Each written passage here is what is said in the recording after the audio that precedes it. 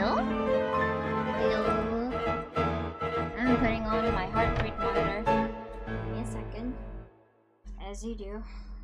I'm meeting Clee's mom. I gotta put my heart rate monitor on. As you know, Clee's mom has got it going on. Damn, Clee, your mom kinda. your mom, hella. Yeah. Hi everyone, hi Jonas, hi Waki, hi Amaranza, hi Astro, hi Jonas, Nikoma. Kiko, you're loud. Your loaded music is loud. I'm standing away from the microphone. I'm putting my heart rate monitor on. When I sit down, I'll be louder. It's pretty loose, so I gotta fix it.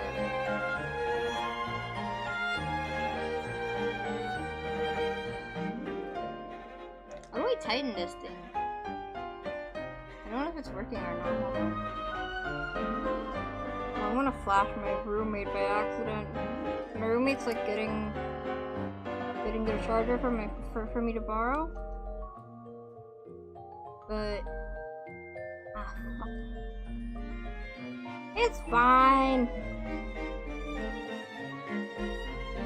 Oh god, okay. Wait, no, it's not fine actually. Oh no. How do I fix this? I don't know how to fix this. Oh no, my dick? Hi. I'm live, first of all. Also, can you help? I'm you.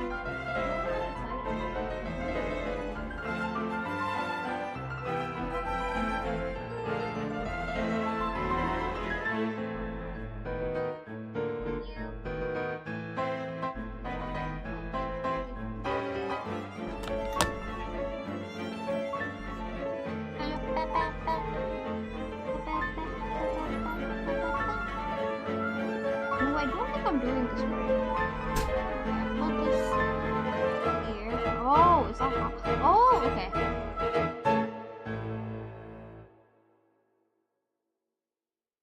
Oh, then sorry. I'm trying not to flash anyone. No, that's not how you do it. Wait, am I stupid? Oh, okay. I get it.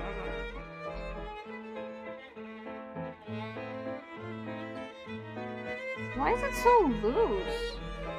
I haven't used it since last time. I think this should be enough. Oh, okay, that's too tight.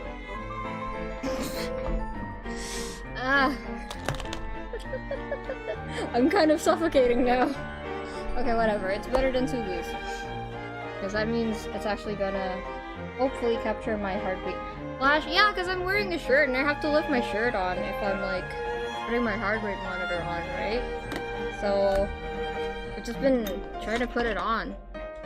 Just give me a second. Yeah, we're using the heart rate monitor. Of course we're using the heart rate monitor. Beep, beep, beep, beep, beep, beep, beep, beep, beep, beep, beep. Okay, let's go to the main screen first real quick.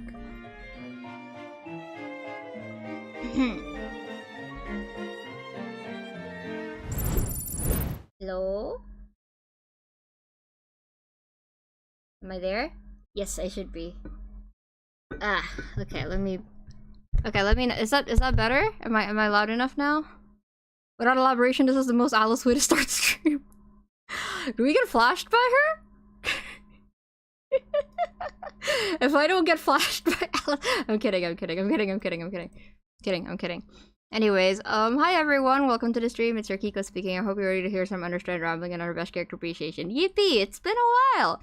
I was going to continue this after my last stream, which was like me figuring out about the new updates and everything like that, but I got really busy, so I hadn't been able to. Now we're free. Well, not really, but now I've made time to stream this. So, yeah. We're gonna be playing this today. Let me just set up my heart rate monitor real quick. Now, I'm going to talk about my plans real quick. Let me know if the volume's good. If anything's too quiet or too loud, let me know, so I can fix it. Yeah, so my plan is today to only play the first part, which is Act 5. I was gonna try to see if I can play Act 5 and Act 6 in one sitting, but I've been so busy, I don't think I can physically handle that, so I think splitting it might be wise. So that's what we're doing. As for the thumbnail, I think I've been told, or at least even if I hadn't been told, it's kind of been inferred to me that the second part of this update is going to be pretty Columbina heavy. So, honestly, I don't want to draw Columbina again because she's kind of a hard character for me to pose, mostly because I feel like every Columbina pose I can think of has probably been drawn before. She's like EP girl, you know? So I can't think of anything interesting or new that I can like pose her with, I guess. So I would rather draw another character, right? So what I've decided to do is I think I'm gonna sketch Llama, and then I'm going to use I'm gonna do a little bit of a switcheroo. I'm gonna switch my Columbina thumbnail and use it. People ought not be so frightened. Girl, shut up! I'm explaining. They are merely talking shadows. I'm probably gonna like use my Columbina thumbnail for Act 6 and then use the Llama thumbnail for Act 1. That's probably what I'm gonna do. Cause I like Llama actually. I like Llama a lot, so yeah, I hope that's okay. I hope that's unacceptable. Because I don't want to draw Columbina twice. Because I do like the other characters too. So yeah. Act 6 will start immediately, but after one scene you'll be able to control your characters again. Oh god, it's like a Final Fantasy 14 thing, isn't it? Okay. Yeah, okay. Do I have any other words? Honestly, would you guys, since that is my plan, would you guys be down to just like straight up continue this either tomorrow or the day after tomorrow? Because I want to jump into the Durin five-part quest as soon as I can. And so the sooner I finish the Archon quest, the better, I guess. Yeah. I don't want to draw Columbina twice. I already explained why I don't really want to draw Columbina. I feel like I don't have an interesting way to draw her. I feel like every other way to draw Columbina has been drawn by Columbina stans. Like she's gonna be posing eepily, you know? Like I don't really feel like there's anything new that I can draw that would be interesting for my interpretation of Columbina, I guess. If you're able to, I'm down. Yeah, I think I should be able to do it. Okay. Yeah, so that's what we're doing. We're doing Act 6 tomorrow, hopefully, if I'm feeling okay enough to do it. But yeah, I guess that's it. Let's start then.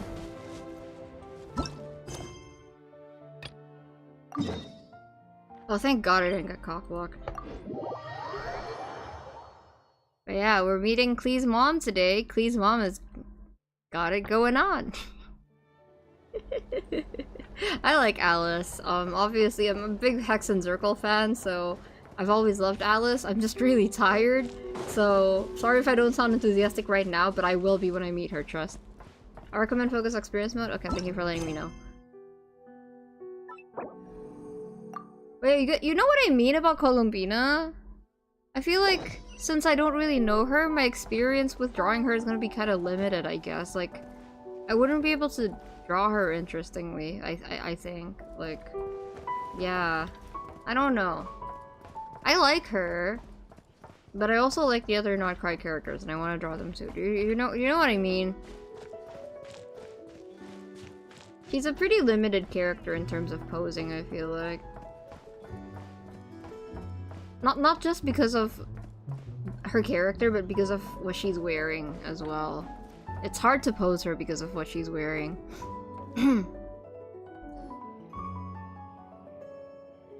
Thank you for waiting. I finished checking your adventurer handbook. Here are your commission rewards. Even Genshin has trouble posing Columbina, I can tell. Like, they just make her float in the background sometimes. We have no other urgent commissions on the books at present. Thank you for all your hard work lately. Perhaps you two could consider taking a vacation. Amazing! Paimon never thought we'd end up having downtime and not cry. Things were pretty hectic when we first got here. Everywhere you looked, it was either the Wild Hunt causing chaos or the Fatui stirring up trouble. It felt like this whole region was one giant slime in a barrel, ready to go boom at any moment. We really have achieved a lot since we've been here, haven't we? Traveler and Paimon strike again. That's right! Another win for Tibet's top duo! Ah, yes. Are you two aware that the Moon Prayer Night is soon to take place? Oh, yeah! Llama told us that was coming up soon. Wait, why do you mention it, though? What? Oh, The festival. people in Nasha Town celebrated too? Paimon thought it was just for moon goddess worshippers. You're partially right. Most people in Nasha Town just see the festival as an opportunity to do business. They do not concern themselves with the religious element. The festival was first celebrated by the Frost like Moon Christmas. Scions. On this day, they would wear moon prayer blossoms and celebrate the birth of the moon goddess through song and dance. Oh, is it actually not quite Christmas? I was joking. They would also prepare food and handicrafts and give Oh them my as god, gifts it's to Christmas! others. Over time, it became Nordkrei's most lively festival.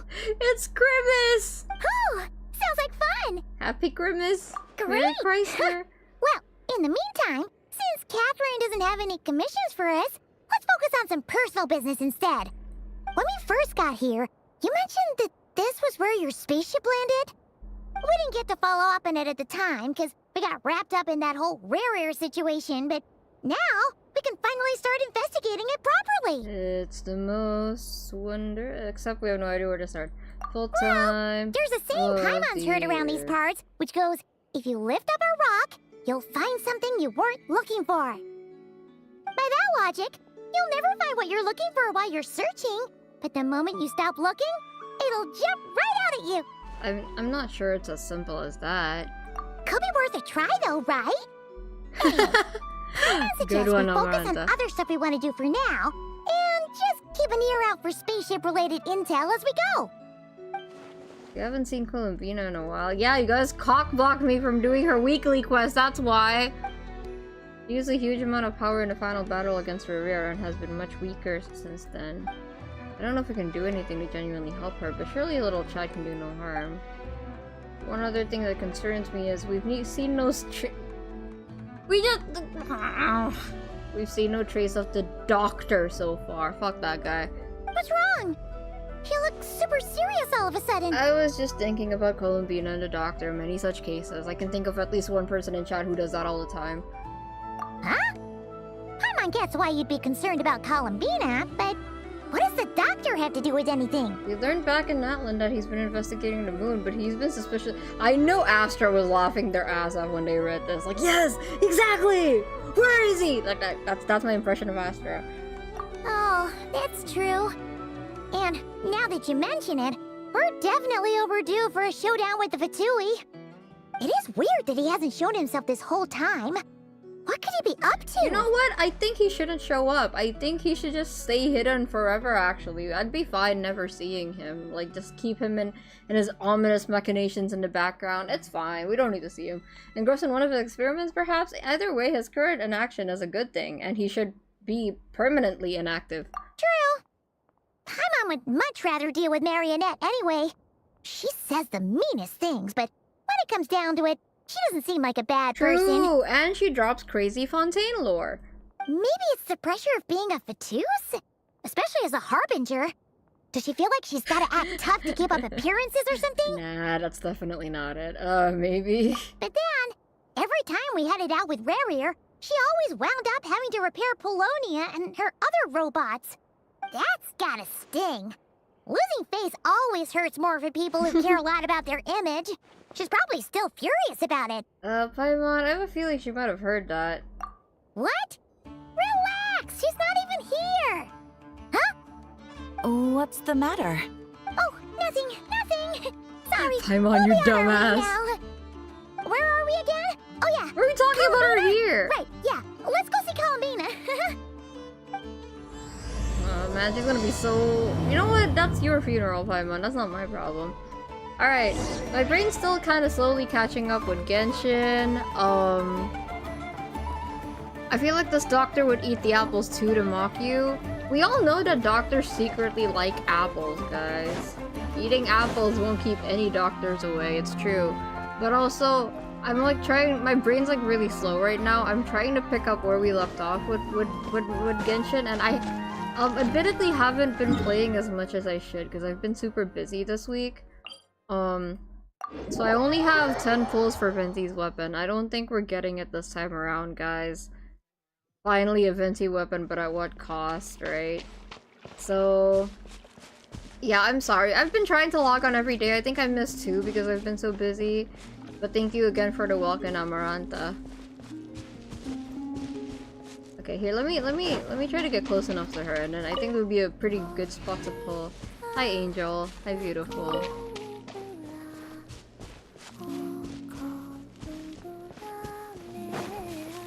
Aww. No, keep singing! Would you stop? Hey, she's sitting up! Is me sitting here a rare sight? No, we just thought you'd be resting. Perhaps I would have been, were it not for the sudden arrival of some unexpected guests. Oh, Cal, leave. Not that I consider it a disturbance. Oh, okay. After all, you are the only ones who are free to enter. Would it not be a little unfriendly of me to lie down while we speak?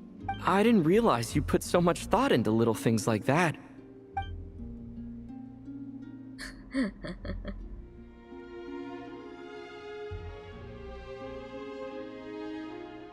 Only sometimes. There have been moments lately where I think about you and your companions. They are warm, mysterious, and cozy memories. Very few of my past memories are anything like that. Yeah, when I think about Yehoda, that's also how I feel. I understand. They say that travelers return home bearing bags full of souvenirs. But my luggage was empty, and I believed it would stay that way. Return home? So, you're still planning on returning to the moon? Yes. This planet continues to reject me, reminding me that I do not belong here. If I remain in Teyvat, there will come a day that I disintegrate. And I don't mean reduced to dust, or turned into food for the flowers. I mean, I will cease to exist entirely. Well, can I get your can I do your weeklies before that happens, please? Alright then. Well, we're sure gonna miss you. But it sounds like we'll have to say goodbye. How do you intend to return? The moon prayer night is soon to arrive. On that day, the moon will be closest to Teyvat. The Kuvaki in this land will reach its peak at that time. I merely need to grasp the tide, and with relatively little effort. Oh, Paimon gets it! It'll work like a slingshot! You make it sound like she's gonna get blasted up to the moon. Oh, it's so nice to hear Ether's voice. If I did Love you, that, Ether. I suspect I would crash into the false sky. Oh, we're just casually mentioning that now. I forgot. I will be using a much gentler approach. But I do like the analogy. It's fun. You see? She gets Paimon's sense of humor. In the blink of an eye, the time has come to part ways. It does feel that way, doesn't it? Time seems to fly fastest when you are enjoying it. I have always thought of myself as a wanderer on this earth, and it has never expressed any desire to keep me here. Speaking of Wanderer, he's gonna show up too, right? I think. Yet, just as I plan to depart, it tugs at my arm. Is this a gesture of affection? Or is the world mocking me? That happens. Oh. Were you hoping I can answer that? Yes. You are a traveler, so you must That's have true. a lot of experience in this area. You do get sentimentally attached to things when you try to let it go. It's true. Then, what I would say is, enjoy the moment. That's right! Don't overthink it! Happiness is happiness and True. joy is joy! The point is to enjoy it, not analyze it! I see. Then what I would say is, Aww. even though I am very tired right now, I am still happy. I can't tell from the tone of your voice. I can tell. Oh, really? Oh, You don't think I sound happy? Tina. I'm just kidding. I could tell you were in a good mood today from the moment we saw you. Ah, a joke. Albeit not a funny one. Anyway, I assume That's you're here fair. about you-know-what. Give me your hand. Actually, it's not that. There's something else we wanted to discuss with you. Know anything about the doctor? Oh. Then, do you still want to give me your hand? Or not? She's so funny. Sure. She reminds me of the Spectre a little bit. Thank you. So, I've heard that in the moon prayer nights of the past, people here would hold celebrations in the moon goddess's honor. I think I like that sometimes I can tell that Sandrone's sass has kind of rubbed off on her because she hangs out with Sandrone so much. It's cute. Since you helped so much in our fight against the Rehir of Solnari, I think you deserve a farewell party before you return home. Is that the right pronunciation? Because I think that's the most the most different sounding pronunciation of that name that I've heard so far. What the hell, Ether? I haven't asked everyone else for their opinions on this yet, but I'd like to invite you to join the upcoming moon prayer night. I've never joined a moon prayer night before. I'm not sure what I would even do. Me neither. Oh, don't worry about that. We take care of everything. All you need to do is show up. Of course, there's no need to force it if you're not feeling strong enough. It's just, this kind of felt like a golden opportunity. But they call me Kutar, and the Fatui have an arrest warrant out for me. I shouldn't appear in public right now. Yeah, there will definitely be complications, but... I'll make it work. You have my word. Yeah, we got your back. Well, he does. Paimon's actually not too sure what he's planning. All right, if you're sure. I will not refuse your invitation. I suppose it wouldn't hurt to pack a few more sights from this world into my suitcase before finally learning what my homeland looks like. Oh, if you see Lauma, please tell her that my answer to the question she asked me is neither yes nor no. Rather, it is, there is no need. That was kind of cryptic, but sure. Guess it's between the two of you. We'll pass along the message. Bye for now. Bye!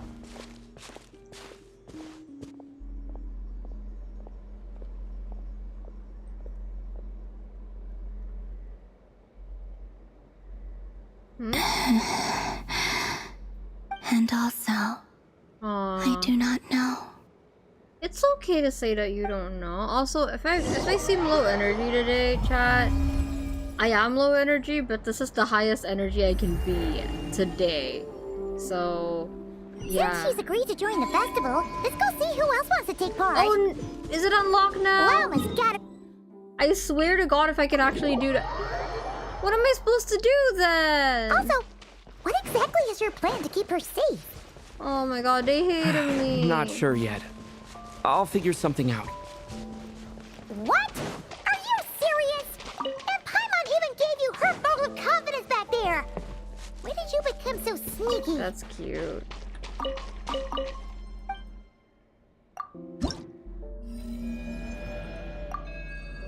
I guess not.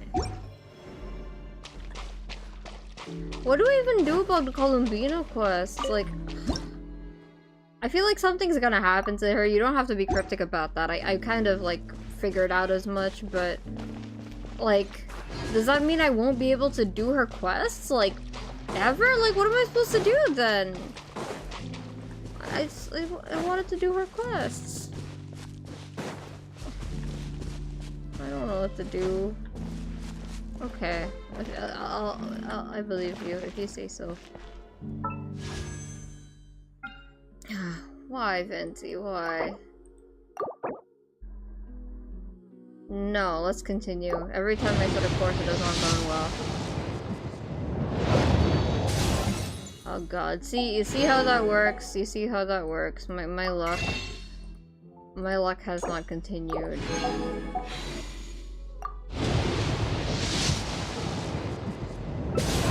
Oh, let me check. New weapon though? Yeah, but... not at a good time. 23 plus 11. That's 34. 34 pulls in. That's nothing. Oh, we're so fucked. Oh, empty.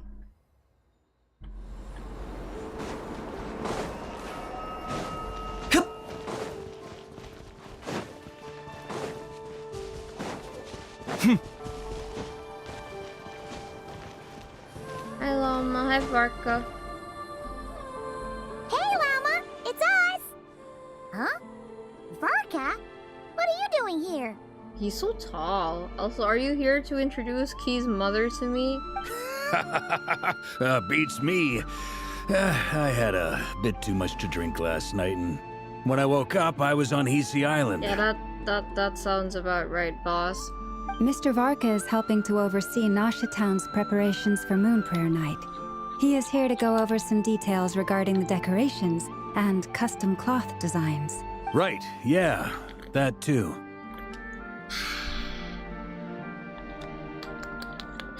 I know, Astro, but that's not a lot. What do you mean, that too? The preparations are already underway? Yes. Celebrating this festival is a long-held tradition here in Nodcry. On this day, the crescent moon at the top branches of the verdant crest turns into a full moon, and the moon prayer blossoms bloom with a special radiance. Our people take these to be blessed omens. It's an especially welcome event coming off the back of all that nasty business with Rare. Everyone got put through the ringer recently, and now they're looking to turn their fortunes around. The big shots in town all agree that a big, lively celebration is just what we need to rebuild people's faith in this place. No wonder Catherine said that people weren't so bothered about the religious element. That's right. It's become more of a local custom by this point. The celebrations have little to do with whether the religious stories behind this event are true or not. Even the Frost Moon Scions are eagerly awaiting the coming of Moon Prayer Night, despite now knowing that their past beliefs were founded on a falsehood. That's fair. It's a bit like the lantern ride in Liyue.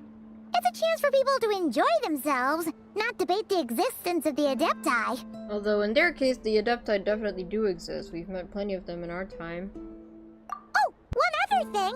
We just went to see Columbina. We went ahead and invited her to take part in the festival this time. Hope it's okay. Wait, so...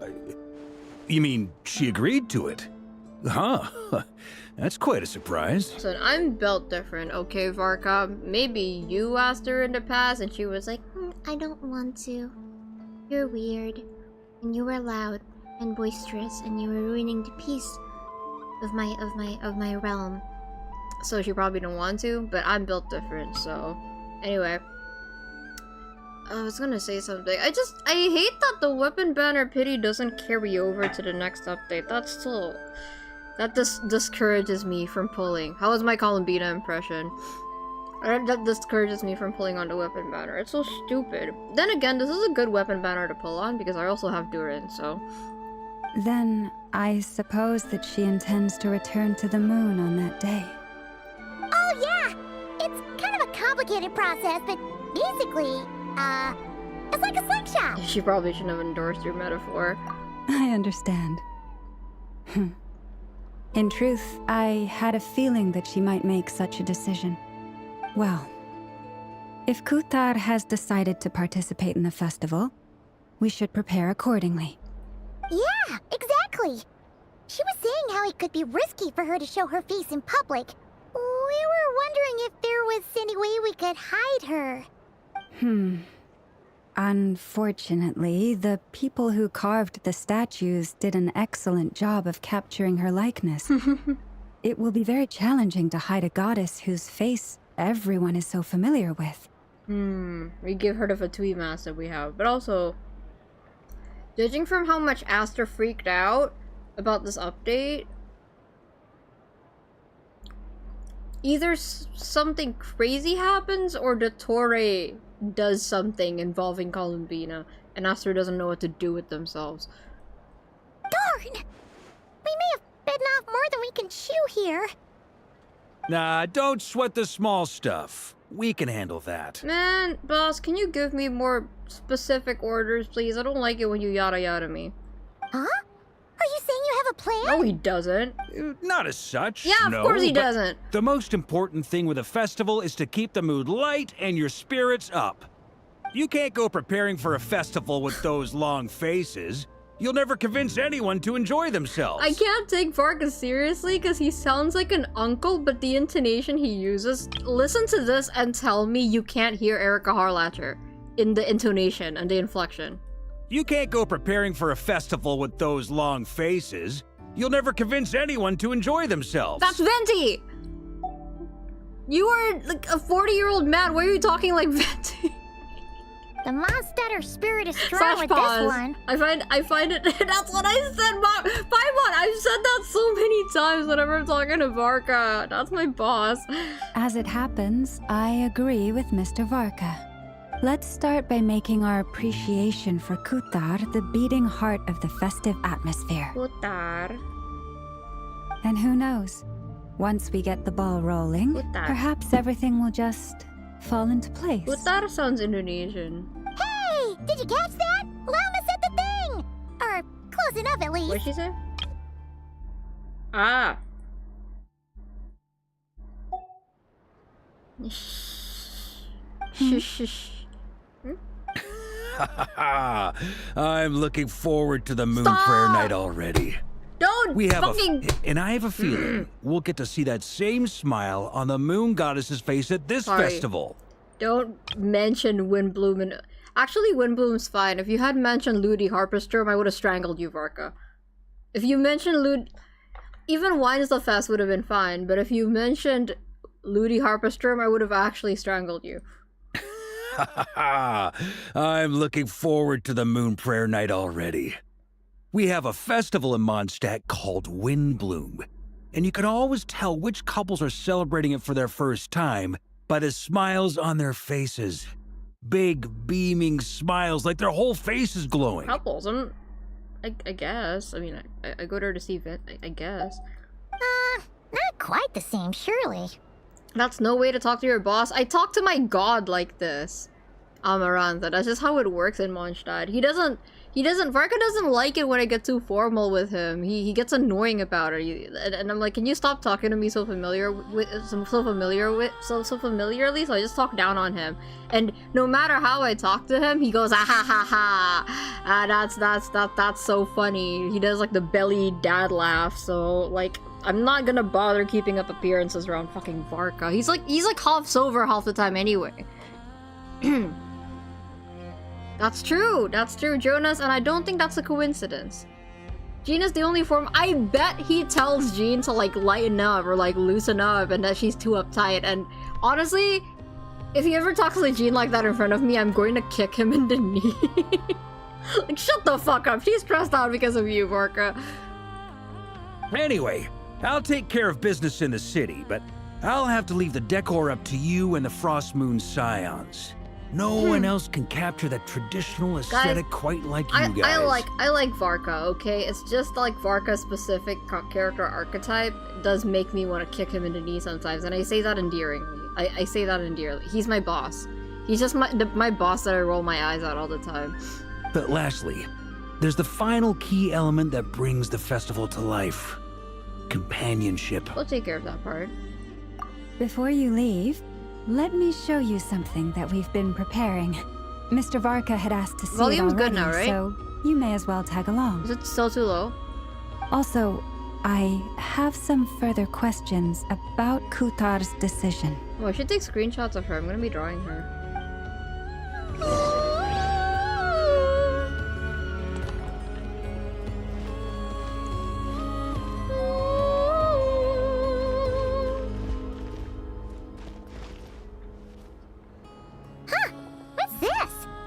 Sure look like they're having fun.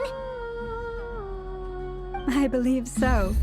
Kuhenki seem very skilled at playing drums like these, although I'm not sure where they learned it from.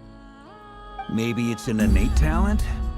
In their eyes, they're probably just playing with toys. They're so cute. Wonderland! You want to play too? guess not. Yeah. She looks more confused than anything. Maybe we can teach her next time if we get the chance. It's old. Because speak. Wait, I wanna do it. Hold on.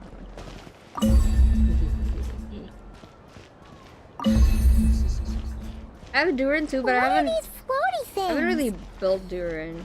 Moon veils. We hang them from buildings in the city during the festival. When you look at the sky through them, it creates a lovely misty effect.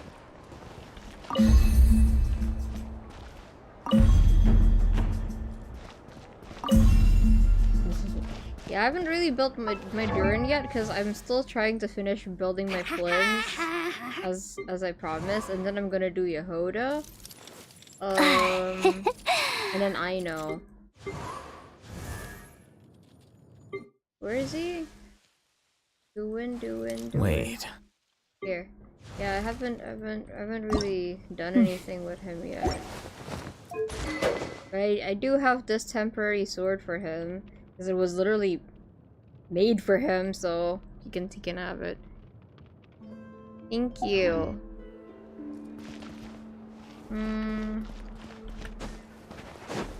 Llama.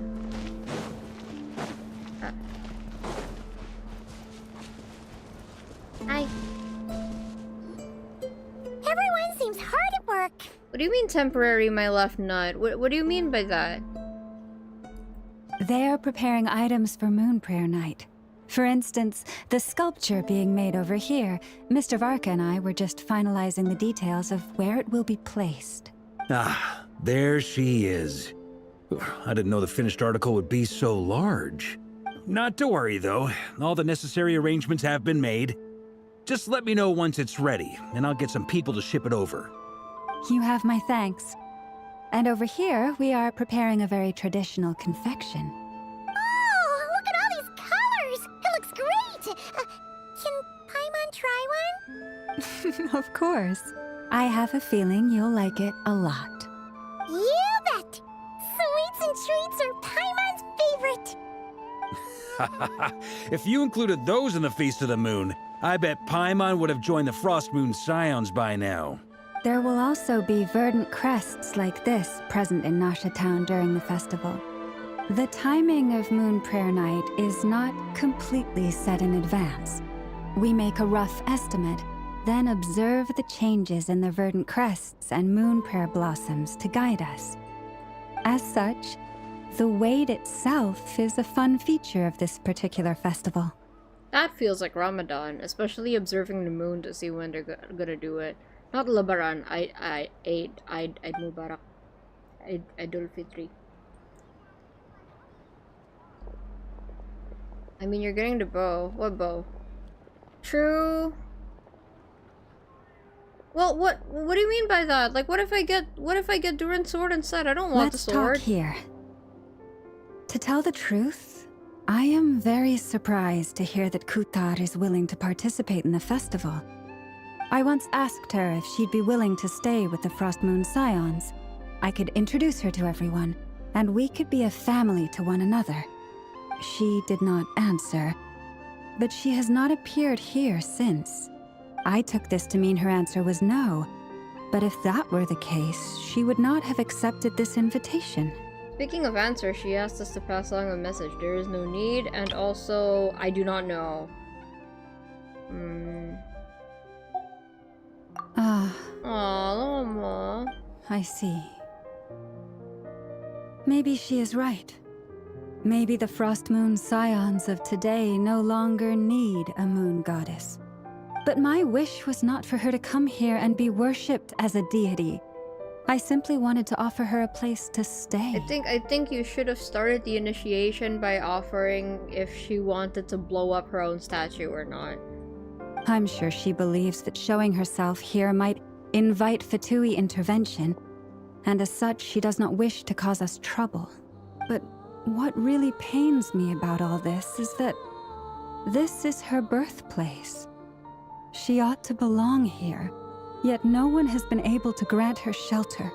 I think I'm qualified to weigh in here. Are you? when someone's about to depart on a long trip, what they need is blessings, not burdens.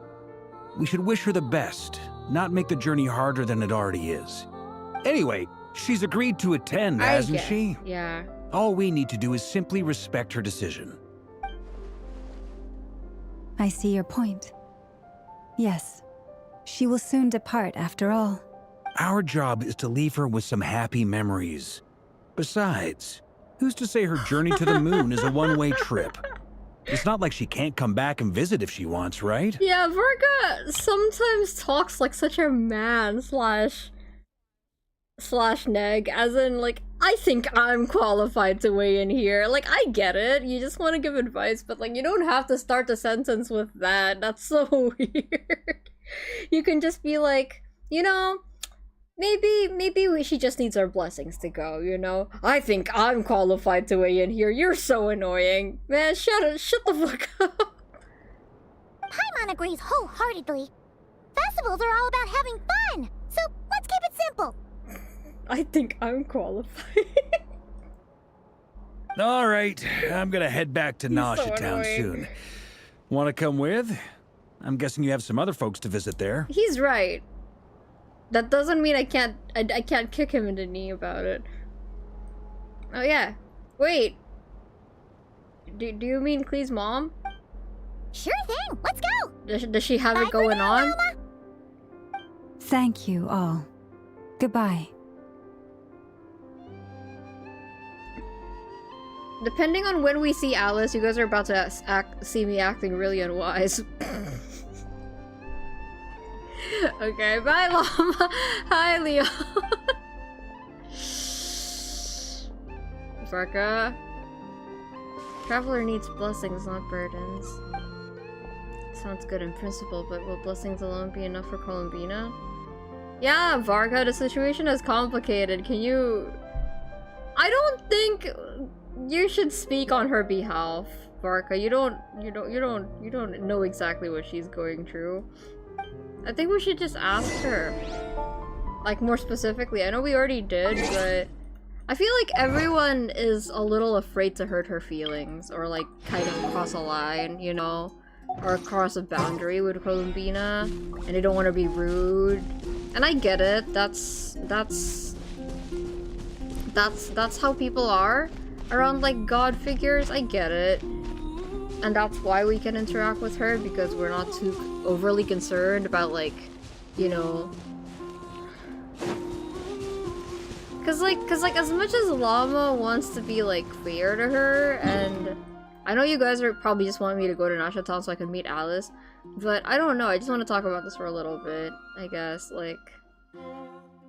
Yeah, I feel like even though Llama's well-intentioned, Llama can't immediately unlearn not to put her on a pedestal, if that makes sense. Like, everyone's afraid to burden her, and everyone's, like, afraid to, like...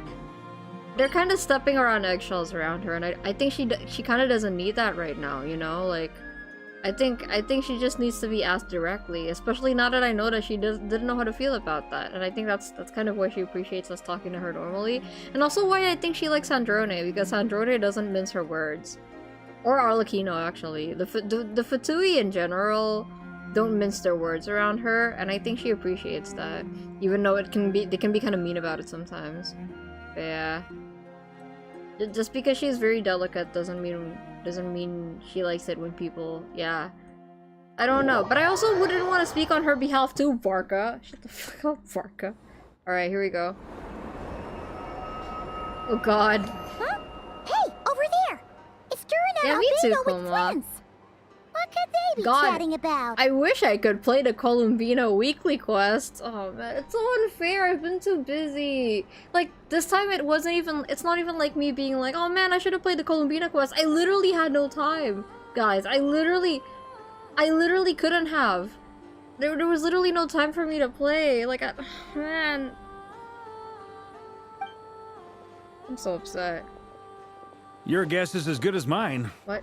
Oh no, are Flynns and Varka gonna have an annoying off again? Oh, get me out of here. I'm not awake enough. Grandmaster, and the Traveler and Paimon. Hey, good boy. Hello there. It's been a while. You want, fucker? I'm kidding, I love you, Albedo. Perfect. We have some new volunteers for our investigation. I'm not apologizing for having a life. I'm mad at Genshin for punishing me for having a life. They did this shit with the fontaine cake too. They're always doing this to me. I don't like when Genshin, like, I like it. It's okay. A gacha game should always reward you for being more active, but they shouldn't punish you for not being active. Like, that's still ridiculous to me. The fact that I miss my favorite character's birthday letters and I miss my fontaine cake is something that I'm still bitter about. Like, it's ridiculous. I don't... Sorry, what investigation? Wait, let me guess. The righteous Lightkeepers are finally ready to hunt down the Abyssal Dragon? What?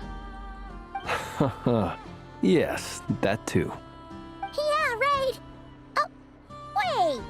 Why does everyone keep saying that too? Well, to be precise, the facts match, but not the causality. Wait, so I guessed right? Half right. Don't act so impressed with yourself. Marco, you're so embarrassing. Maybe I can explain.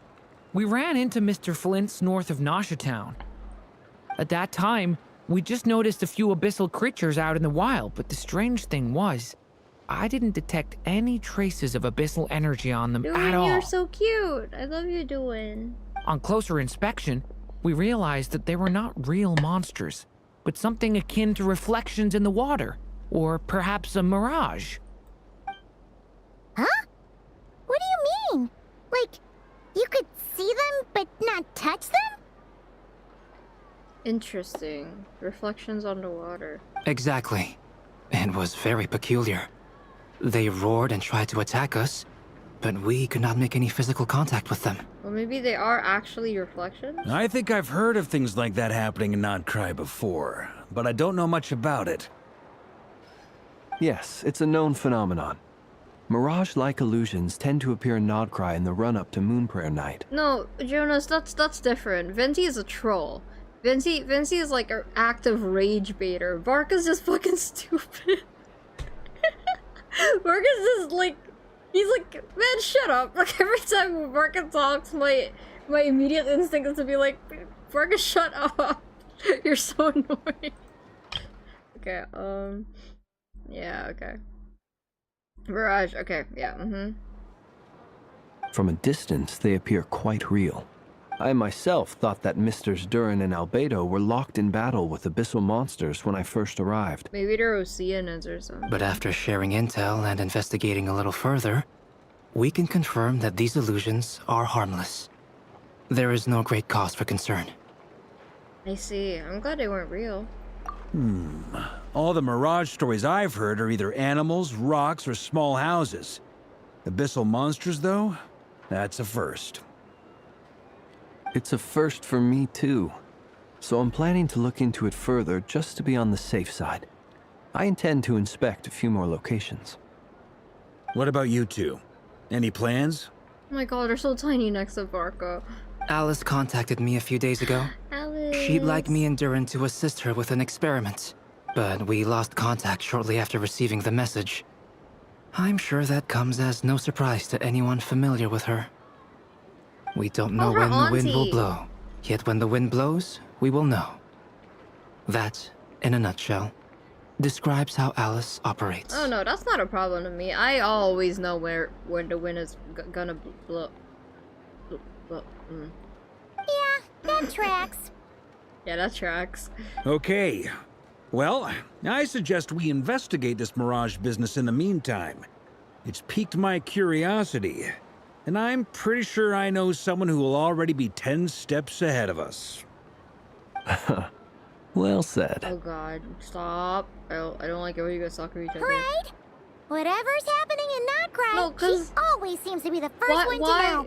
Like, out of all the dynamics that Flynn's and Varka could have, why are they like a worse, more annoying version of Eva and Auroron's interactions? Like, every time they talk to each other, I'm like, stop! Stop, I'm getting psychic damage, stop!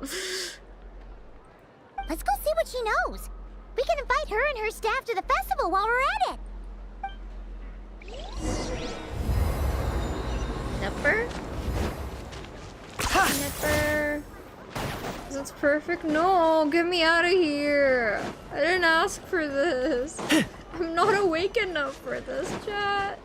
I'll stream earlier tomorrow. I was just really busy today, so I couldn't. But I'll try to stream earlier tomorrow. You really are a one-trick I'm an pony, EP Tico. I'm an EP code today. Oh yeah, a new Sandersides video came out too. So I made a reaction video to that, and I'm probably gonna upload it onto Bakaiko because I have to. It's Sandersides. I love Sandersides. It's been 3 years since a canon Sandersides video. You guys don't understand, okay? It was bigger than Wicked for me. I watched Wicked 2 and I don't remember anything about it. Oh god. You're right, I have noticed. There's certainly something a little fishy about this situation. Only a little, No, though. Amaranta, you don't understand. It's only specifically because Varka's from Mondstadt and he's my boss, so like I have to deal with him more. At least with Aoife and Ororon, it's like, yeah, they're in their 20s. They're stupid. I only have to deal with it when I'm in Natlan, but whenever Varka opens his mouth, I'm like, I waited 5 years to meet you for this? Are you fucking serious? You're my boss. Stop talking, please. Yeah, it's because he's from Mondstadt. It feels like I actually know him, and that's why he's more annoying to me. I say this with love, by the way. Records indicate that this phenomenon can occur in the days before and following Moon Prayer Night. That said, it has always been a rare sight in the past. I hope you guys liked how I drew Alice in my thumbnail, because I do think this is the most lovingly drawn Nodcry character so far, and it's not even close. Which, you should know, she's not even from Nodcry, she's from Mondstadt, which is probably why she's drawn so lovingly, but you know. The odds of encountering these phantoms are similar to looking up in the night sky, happening to see a shooting star, and managing to make a wish before it disappears. But this time, either everyone's getting lucky, or they're appearing far more frequently than usual. You've heard my thoughts already? I forgot. Let me check what your thoughts were. My thoughts are... Klee's mom has got it going on. I like witches, okay. I like witches, and I'm really into the Hexen Circle. I'm just... can't believe we're here. Yehoda's out gathering intel as we speak. In the meantime, let me check off some points of interest. Is she really from Mondstadt? Well, just vision-wise, she's from Mondstadt. She's from Mondstadt the same way I'm from Mondstadt, and I'm not really from Mondstadt. I was born and raised in Sumeru. First, the Abyss. The ones we saw seem to be abyssal monsters. Oh my, I'm sorry. Durin's model looks so good. Holy shit. Indeed. Get distracted every but time we he's have here. identified one location where many more of them have made an appearance. And not just monsters, but human phantoms too. Uh-oh. Oh, yeah. You think she's alright? Oh, okay. Given the scale and nature of the phantoms, it's almost as if someone's last memories are coming to life. Or perhaps the memories of multiple people. Oh. So you mean the phantom monsters are hunting down the phantom humans? Exactly. The phantoms can interact with each other, but we have no means of intervening. In addition, some of the human phantoms would seem to be from the very distant past. This is clear both from the clothing they wear and the stories they tell. They claim to be from Hyperborea, a name which I've heard from Lauma before. If this is true, it means they must be from 6,000 years ago. Did Paimon hear that right? 6,000 years? It sounds like this merits further exploration. That'd be a big help. I'll leave it with you, Albedo. My knowledge of ancient history is non-existent. I used to doze off every time the pre-Knights of Favonius era came up in class. God, you really are just a bimbo, aren't you? Oh my god. It's quite a miracle that you were able to understand these phantoms' speech, given how long ago they lived. I thought Flins was gonna say, it's quite a miracle that you became a leader of a whole nation, given that you're such an idiot. I suppose you're right. But I'll leave the archaeologists to ruminate over that conundrum. As an intelligence broker, my sole interest is in the value of the information I gather. Which, in this case, hopefully means earning myself some good favor with our dear Lady Moonchanter. You already are in good favor with the lady. Oh, wait, never mind. You're not talking about her. Okay. So calculating. Whew, this intel broker logic always catches Paimon by surprise. You shipped them together, Koma? You never bully his boy. He did it last time. What do you mean? He already does. Wait, is my heart rate monitor not working? Oh my god, it just my heart rate monitor was like, I want no part in this, man. I whatever these two got going on, I'm more interested in what Klee's mom has got going on, you know? Like that's what I want to know. Klee's mom sure has.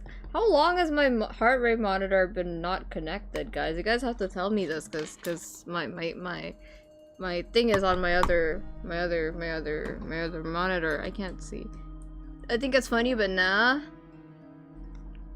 I definitely could see them having like a one night stand, just out of curiosity. But I don't think anything meaningful could come out of it. But that's why they're so nudge nudge wink wink around each other. You know, they're probably like seeing each other's balls. But it's probably not that serious. Oh, okay, you noticed that immediately? Of course, I'm a pro streamer. I would notice that immediately. Sounds to me like we could split the work up. I think the abyssal phenomenon is best left to Albedo, Flints, and me. Yes, I agree. Or like, okay, like more realistically, I think they've gotten like pissed drunk together, you know? And like passed out on top of each other. And they just like decided not to talk about it, like in a bro way. Like I think that's probably what happened. Like they've definitely like gotten really pissed drunk together. Like no homo. Agreed. It coincides with my duty as a lightkeeper. Sorry, I need to pay attention. Okay. Albedo, Flins, and me. Right, okay.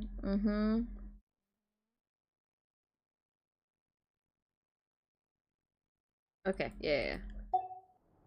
The drinking absolutely had to. Yeah, they definitely like did something together that made them like, you know, kind of break the ice of awkwardness, and that's why they're so annoying around each other. For my part, I'd like to understand the Abyss better.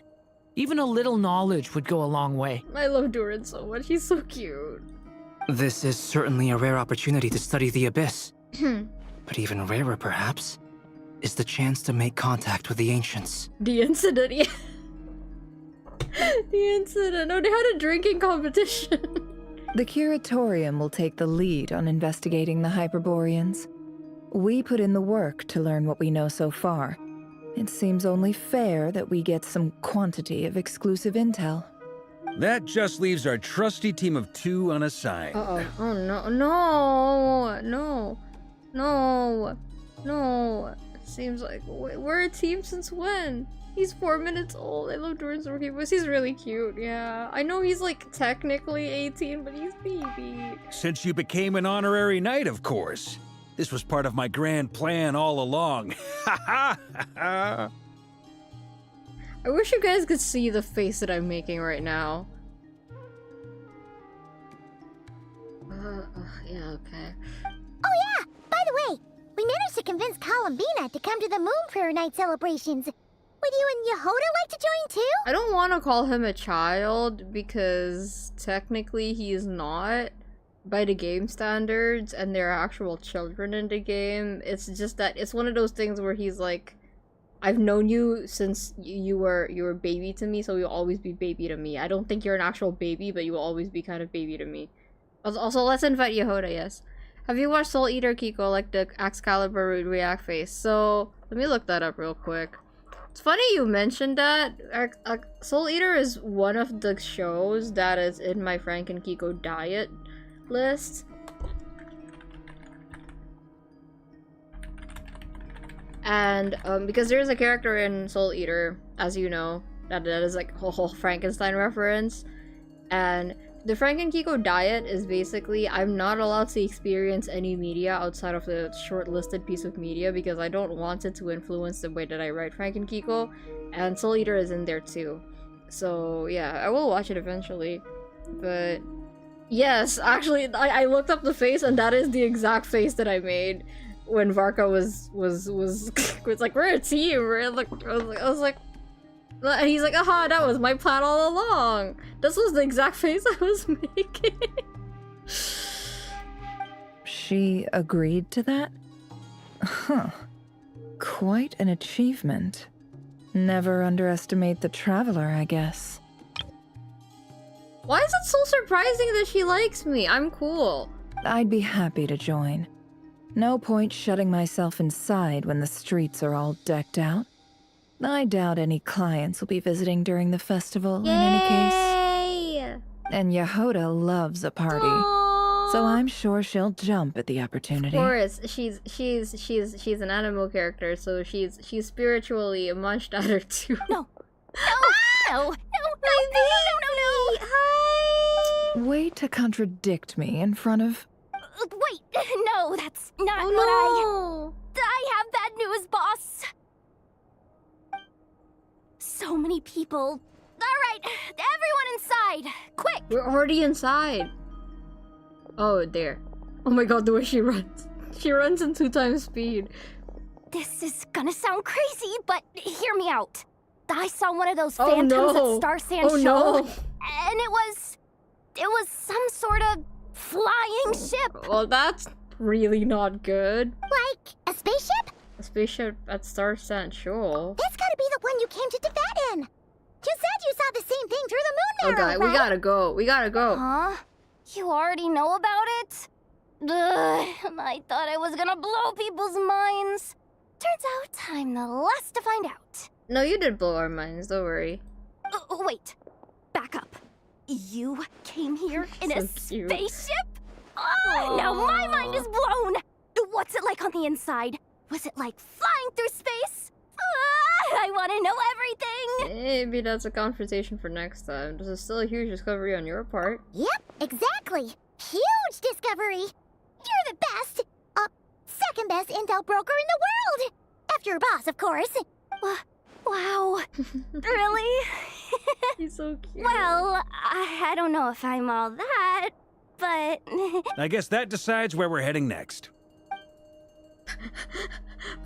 Come on, don't look at me like that. I know the spaceship doesn't have anything to do with me, but you don't want to leave me as the only one twiddling my thumbs, do you? Please? Oh my god, oh my god, that was also the face I was making. That's why I'm glad that the game is on the same page as me when it comes to side-eyeing Varka. I'm like, do you guys know the monkey? Like the gif of the monkey just like going like, Anyway, Can you guys dock stare Varka every time he acts annoying? Actually, I would appreciate just dock stare him. Fair enough. You can tag along. See, like, can you blame me for talking to my boss like that? Even Paimon talks to him like that. In that case, let's meet back here to discuss our findings once we're done. Oh, true, Durin. I wish everyone a productive investigation. You too. They need to update Albedo's model. Since we're getting an upgrade on the Mondstadt characters anyway, shouldn't they get a model upgrade? I'm sure no one would complain. What's up, boss? Aren't we gonna head out? Tell me, Yehoda, when did the Curatorium start giving out intel for free? Well... Oh, sorry, boss. Okay, let's go. No, it has nothing to do with being a lesbian, Amaranth. I'm Arrow Ace. I'm not attracted to him. I'm literally just think he's annoying. He's not my type. It has nothing to do with that.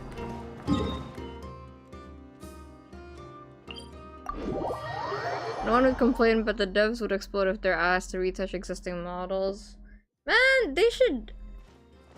Honestly, I think Vinci's model has aged pretty okay compared to the rest of Mondstadt. He has I think he has a lot of like blind spots, as in like, for example, the low polyness really shows through in the hair, especially with lighter hair like Jean. But Venti is darker hair, so you can't really— oh my god, it's right there. You can't really see it. But with Diluc and Albedo, you should really touch them out. Emotional support himbo thing? No, I don't. It's hard to explain. I don't think it has anything to do with that, honestly. Also, Wow, what do you know? Yehuda was right on the money. it is. It's really huge. is your spaceship. It's really huge. What the hell? But yeah, also I feel like I have mixed feelings on the himbo archetype lately. That's kind of why I just straight up called him a bimbo. I feel like the word himbo has been so misused recently, and it's like, it's kind of like when a guy calls himself a golden retriever boyfriend, you know, it's icky. It gives me the ick a little bit. But yeah. But that's so weird. Why would it show up here? Is it some kind of projection? Or a ghost? Like, maybe it no longer exists, but somehow it left an afterimage? I'm pretty sure I just killed whoever I was gliding with just now too. I'm not sure either. Ah, you're already here. Hi, Loma. Miss Lauma, what a surprise. I thought you were busy with festival preparations. I think it's just because that people really— yeah, he's just silly, that's the thing. Like, he's not— when people say the word himbo, they like really make the person like a complete idiot. Like, Varka's not stupid. I know he's like intelligent. It's just that he acts— the way he acts is like really like unserious, you know? Like, he's silly. So I don't want to call him a himbo because of that, because I don't actually think he's like intellectually lacking. I think he's very smart. He's just annoying. You know? Yeah, exactly. I don't like it when people assign tropes or labels, especially to Genshin games, because yeah, I don't really like it. But yeah, anyway. I was, until one of our people informed me that a strange Like, sight had appeared at for Starsand Shoal. For example, if a character is like slightly like airheaded or stupid, but they have like intelligence in certain aspects that they're good at, like they have like specialties, people are gonna call— and then they're like big, people are gonna call them a himbo, and then in any kind of fanon or portrayal, they're just gonna treat him like a complete incompetent idiot about everything. And I'm like, that's he's not like that though, you know? So yeah, I don't know. Like, people end up like making that their whole personality, and I don't really like that, I guess. No one's ever seen something quite like this before. I thought I should see it for myself. Same here. Oh, so we heard that these things appear around It's the festival huge. period.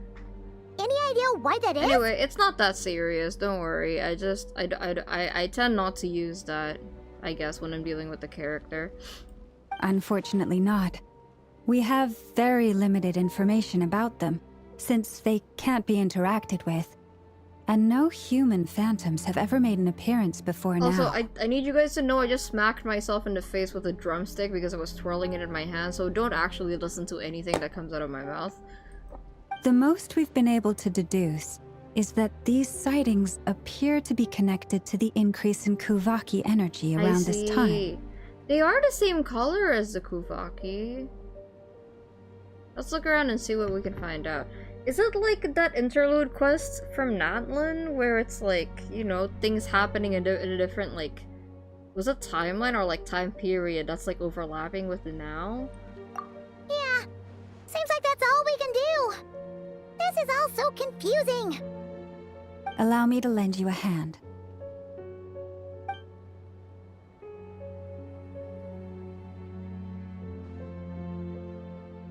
Right. He's just very much Canadian, yeah.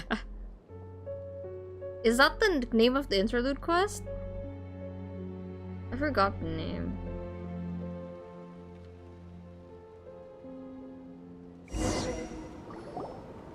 Everyone, our friend here should be able to provide us with some information. Is that a phantom rhymehorn deer? I've heard about how the Frost Moon Scions live in harmony with the animals, and can even communicate with them. That's coming in handy now, for sure. Okay. Yes, I understand. Then how about this?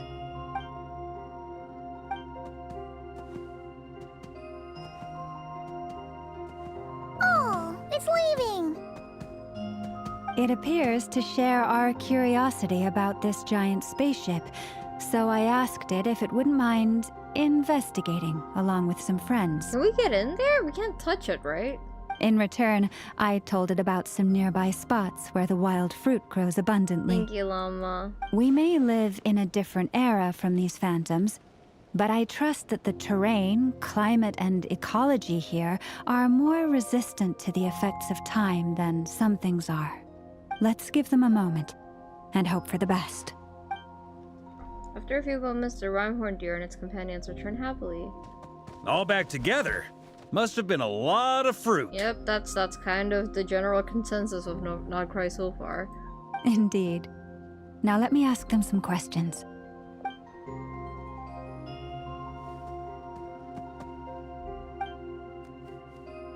It did find a lot of wild fruit, enough for them to feast for a long while. This puffin circled in the air several times, Burby. but didn't spot anything out of the ordinary. Oh, my bad. Well, it definitely makes sense to get a bird's eye view. Indeed. Other than that, I was also thinking that the world these phantoms see is also different from ours. Oh, I get what you mean. The wild fruit exist in both times and spaces, but there might also be things that only exist in that space-time, which we can't see. Because we don't see their whole world, we only see small fragments. I see. Yeah, you picked that up before me, Verka. Right.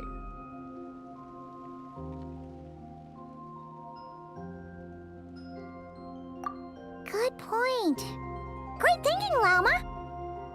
Blunthorn rhinos can use kuvaki to shift great rocks, but this one says it couldn't get that ship to budge by even an inch.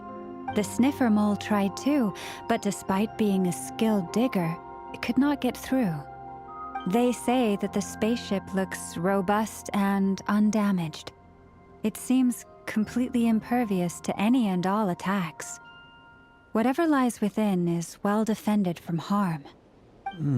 So, just like us humans, there was nothing they could do about this spaceship either.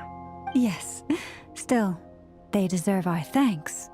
We are grateful for all your efforts, dear friends. Now go, and enjoy your feast. Hi.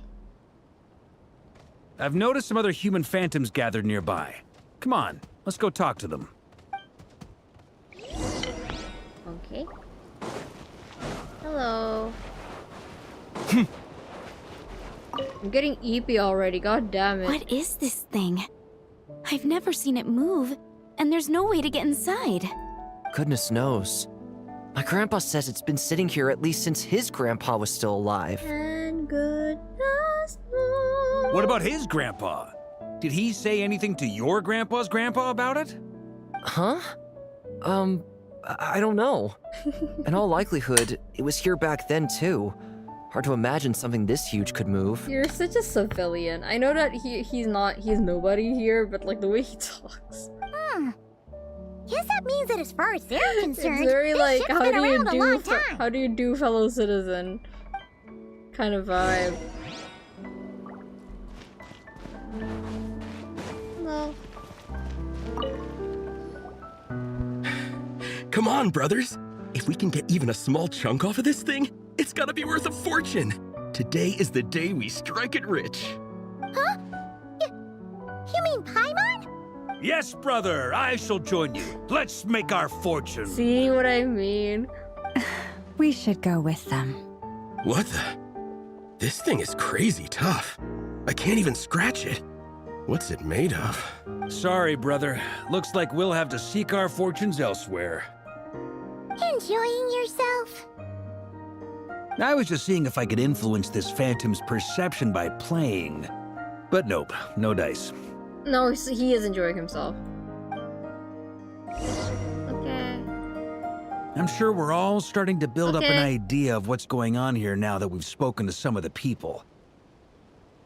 These phantoms are reenacting real historical events in Nodcry. It's almost like we're in some kind of interactive stage play. We can talk to the actors, but the plot is fixed, and we can't influence it. Girl, shut up! Why would you even say that, Varka? Like...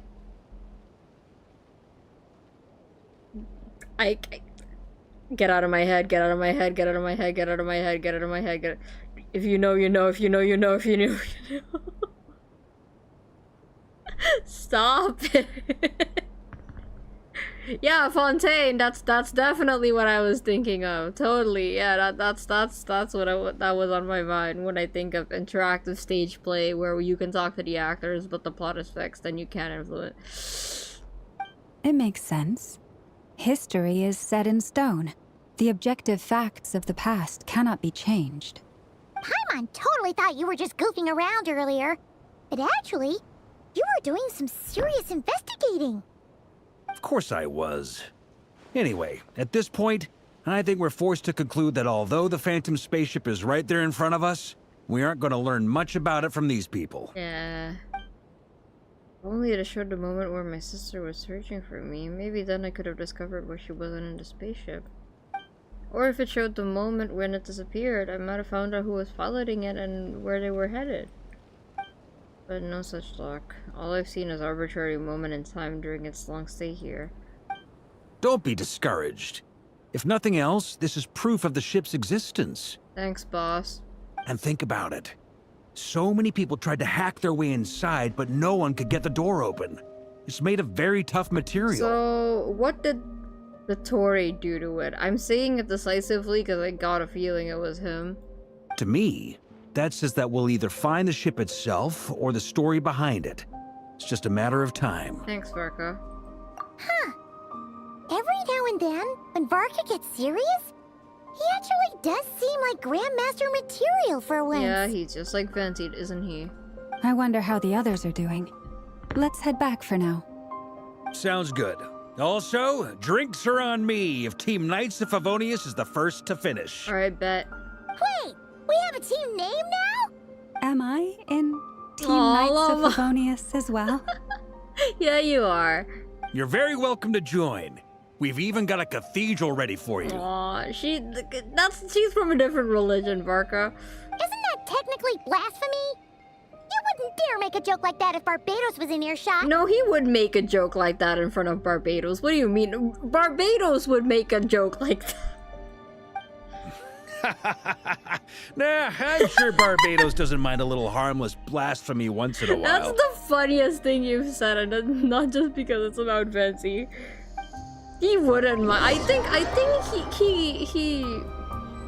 he commits acts of blasphemy every once in a while.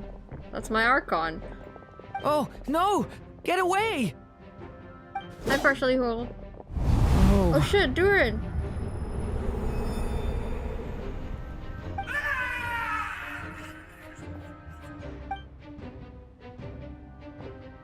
I know it's hard to stomach, Mr. Durin. But as I'm sure you've noticed, there is nothing we can do to intervene in that which unfolds before us. but we have to at least try. And try you have. But are you aware of how many unsuccessful attempts you've made now? I wasn't keeping count. I'm afraid this is the 39th failure so far.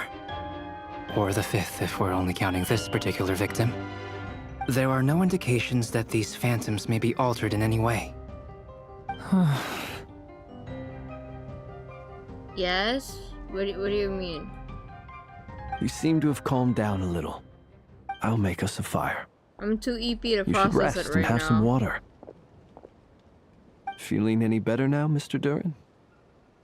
May I ask a few questions? He said so politely. Be my guest. What exactly are we witnessing here? What happened to those people? My guess would be that we are seeing Nodcry during the Conrian Cataclysm. Would that be accurate? Oh no! I hope you're okay. Okay. You can DM me just in case I forget. Also, let me know how far I am into the quest because I'm already kind of eepy and I'm gonna try to stay awake, but yeah. Conria. Conria. That is correct. As you know, once the abyss senses even the tiniest crack, it floods in and spreads like wildfire. There was a time in the distant past when it permeated all of Notcry, causing immeasurable harm. The people paid a terrible price to heal this land. Then 500 years ago, the whole of Tevat suffered an abyssal disaster. Once more, Notcry was dealt a devastating blow. I see. In the face of the abyssal onslaught, all were like grains of sand tossed around by a tidal wave, be they human, fae, or god. The moment you witnessed is but one drop in a whole ocean of catastrophe. All right. I guess that answers my second question, too. I wanted to know why there's nothing I could do to help them, and that's because what we are seeing is history. Yeah. That would be my guess as well. As I understand it, history and fate are not all that dissimilar. The latter may be unseen to us, but both are immutable. Of course you would use the word immutable. Yes. Fate was determined long, long ago. I'd have to touch up on my alchemy knowledge for a little bit because I'm playing a character who's an alchemist for TTRPG and Albedo's like so unsubtle about it. It's pretty funny. I still have a couple of other questions for you, Mr. Flint. Oh, Mr. Flint, he's so polite. You mentioned more than one abyssal disaster that has struck this land in the past. How can you be sure that what we're seeing is from the Conrian incident? From how they're dressed, probably. And also, how are you able to stay so calm when you're talking about these events? Because it's just another Tuesday for him. He has to, like, kill his former colleagues all the time. From everything I know about you, you're not cold or ruthless, and you're not indifferent to the suffering of others. Alas, I am forced to show my age. Old man. I must be 600 or 700 years old by human measure. Wait, so you... One is not easily moved by history when one has witnessed the truth firsthand. You weren't there for Conria, though, were you? I'm sorry. Oh, he's so polite the way he says he's sorry. I'm sorry. I'm sorry. Aw, Dorian. You needn't apologize. Your passion is a good thing to have. Treasure it, because someday you may find it in terribly short supply. I just talked about this in my Sanderside's reaction. I think it's a good thing when, you know, I feel like as adults, completely unrelated to what's happening right now, as adults we try really hard to restrain ourselves and stay on track and like not get distracted and just keep going at it. But I think it's a really nice thing to get carried away. And I think if you were still in a place for when you know, with a personal project, I mean, not with other people, but if you're still in a place where you can get so carried away that you just keep being self-indulgent, you should embrace that, because you don't know if you're ever going to experience that again. That's like, the older you get, the harder those moments are to come by. So, yeah, I think you should let yourself get carried away once in a while, you know? I think it's a good thing. Yeah.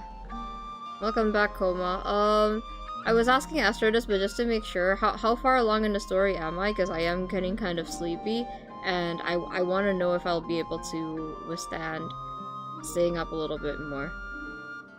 It's probably because they're all not human and had to learn to adapt. They tend to be really polite. Yeah, they are kind of similar, aren't they? But I love Duin, he's so cute. Now, at the risk of offending you, I have a question in return. So, I hope you guys understand why I tend to kind of embrace it when I get carried away with something, because even though it's not ideal, or it might not be the wisest thing to do in that time. I've like... I think for like 5 years-ish, I was in a place of like not being able to do anything self-indulgent for my own creativity or just for myself. I didn't let myself be carried away by anything. I was overly careful, and I was just doing things for the sake of working, so I was just staying alive for the sake of staying alive. So because of that, I think to be able to let yourself be carried away by something is a very... it's a privilege, and you should really embrace it, you know? Obviously, you need to mind yourself too, but if you're getting carried away with like passions and stuff, you should just embrace it. Where in the story are we? We're trying to check out the phantoms. We haven't met Clee's mom yet, so we don't know if she's got it going on. But yeah. Your curiosity toward the abyss, is it born from hatred or because you sense its call? I only ask because I kept a fragment of Rarir's body in my lantern for a short time. Specifically, his heart. So I know what a burden it can be to carry the abyss with you. It's complicated. And I hear its power growling from somewhere within you. You're around in my 15 eyes, minutes? your Oh, mere boy. existence is a miracle. Okay, I'll try my best to stay awake.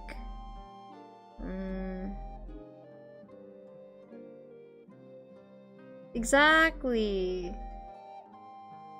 Exactly, he really is. Yeah, keep glazing Albedo and the other Hex and Circle member.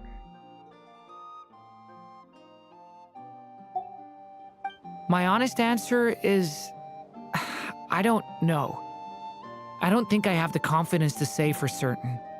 What I will say is the abyss is not the only issue that haunts me.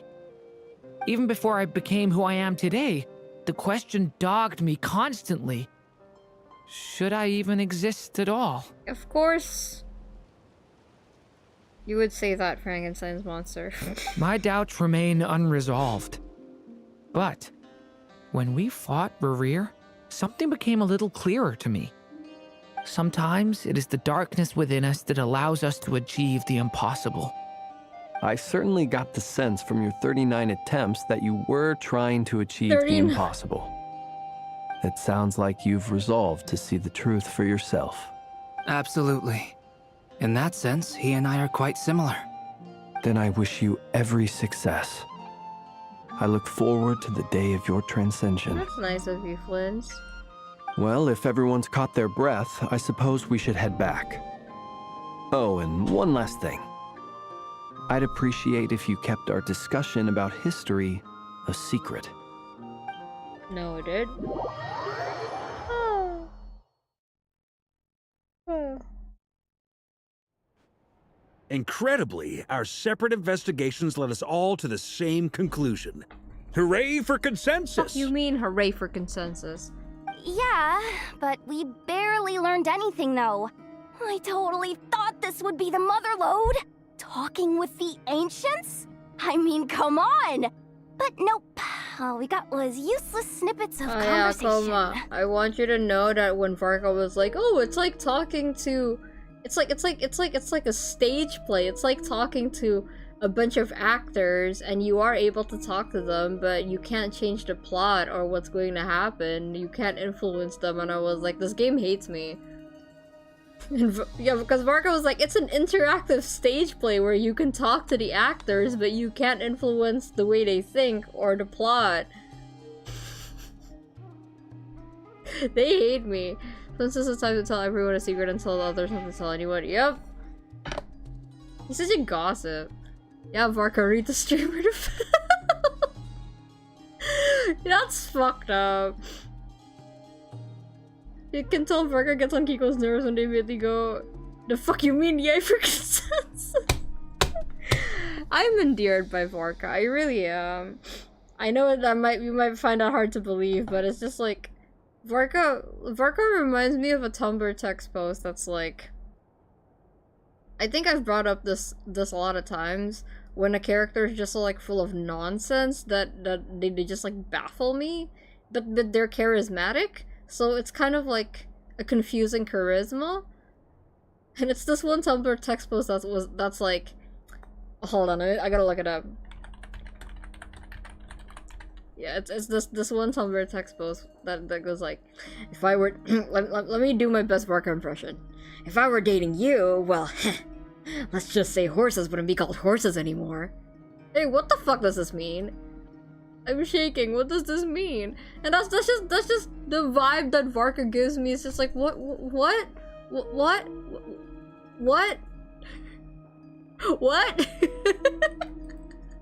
Huh?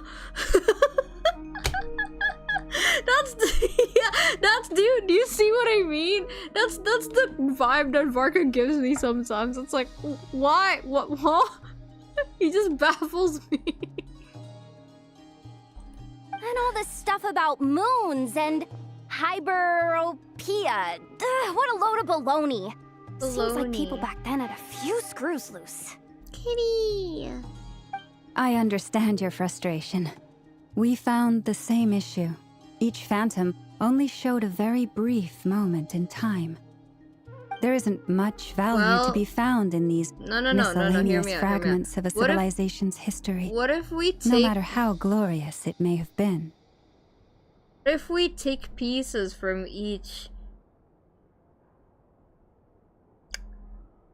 I realized halfway through what I was about to suggest that I'm basically thinking of Frankensteining the fucking fragments together to put together a timeline. I'm gonna shut up. If there's a silver lining, it's that these phantoms are harmless to the present reality. They shouldn't get in the way of the festivities. Paimon agrees. And not just because it's the first thing she understood in this whole conversation. Oh, Paimon, bless your heart.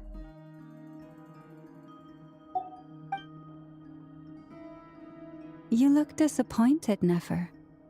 Is something the matter? What do you think? We all worked our tails off, but the only one to gain anything from it was you, that is her. Lady Moonjanter. I thought, okay. Well, please do share the Hyperborean records with me. I will gladly inscribe them in our people's documents. Why the hell did you want to drum up good favor with the Moonchanter? You already have good favor with the Moonchanter, Nefer. Oh, duh! Yeah! That was it! Hyperborea! Hyperborea. I'm serious. Only an expert in the Frostmoon Scions and their history can turn these records into valuable research material.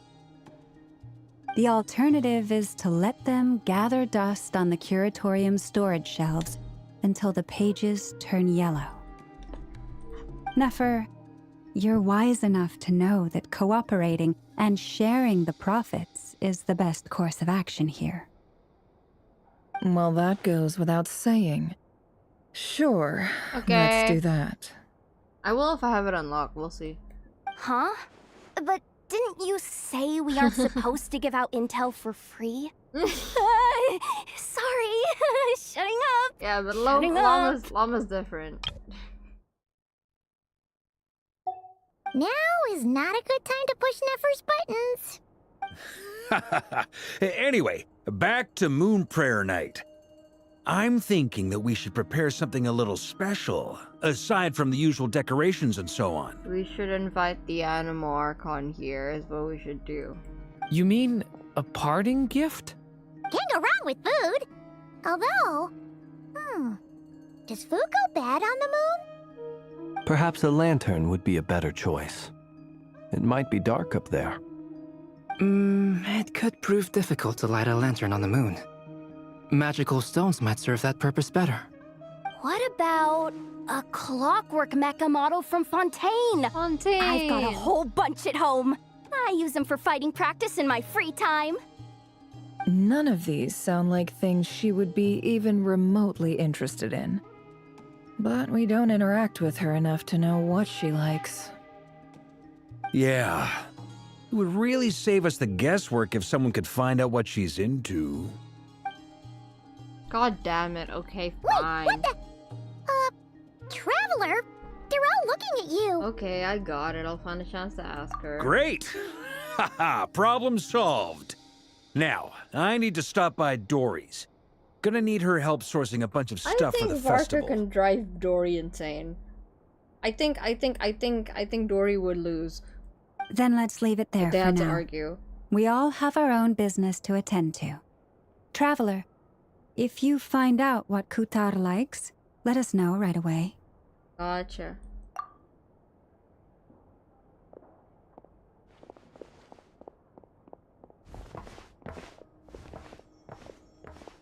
I do win. Is something the matter? That's my line, Durin. You seem a little down. I'm fine. It's just... I'm still feeling a little rattled after witnessing the horrors of the Abyss. But it's okay. This is something I have to work through. I'll be alright. Thanks for your concern. You guys think there might be a good stopping point sometime about 30 minutes before the end of this quest? Just so I would know, because I think I can pick up there for my next one, because I'm trying really hard to pay attention, but I have not slept. Well, don't put too much pressure on yourself. If you ever feel like something's wrong, physically or mentally, we're here to talk. I gotta meet Klee's mom first, though, because she's the thumbnail. Don't forget, I'm a member of the Knights of Favonius. You can always rely on me. That's true to win. Come on. Stop treating me like a kid. Yeah, that's another thing. He literally asks to stop being treated like a kid. The stopping time would be now. No, I have to meet Klee's mom. She's got it going on, guys. I gotta meet Klee's mom. She's got it. She's got it going on.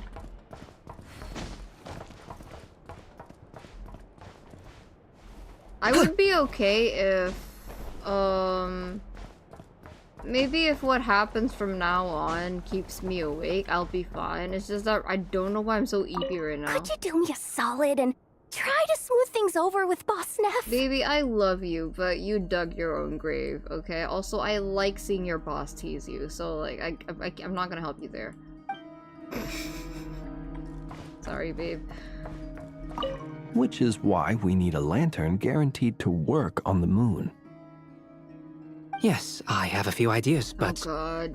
the lantern itself is the easy part. Okay. The real issue is how little we know about the lunar environment. How can I keep myself awake, guys? I have tea with me and I have snacks, but my eyes feel heavy.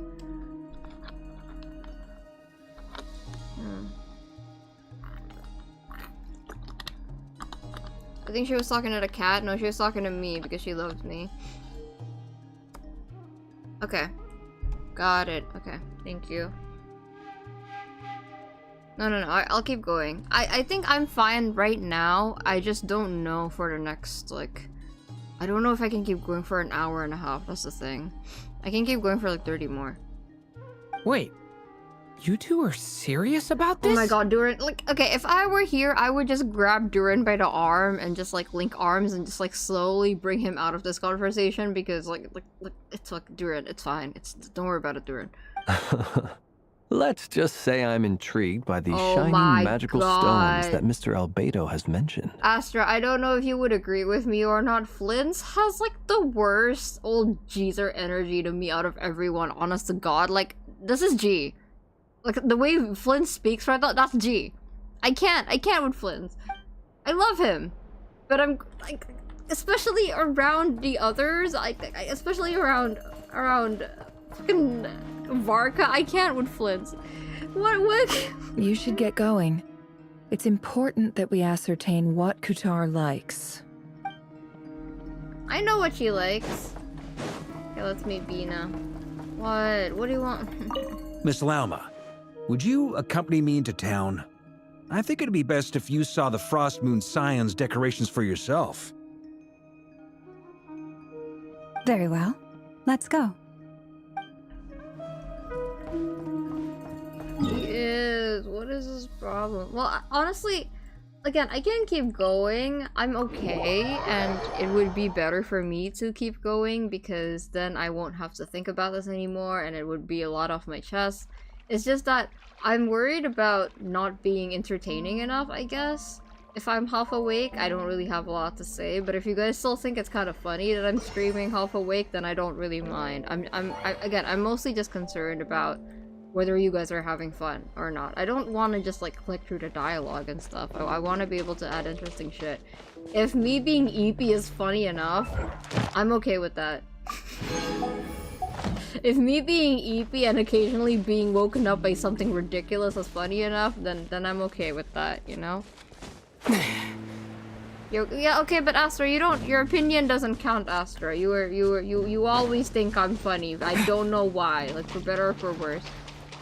You're bullying because all the entertainment value I just well, you're getting that. I don't listen.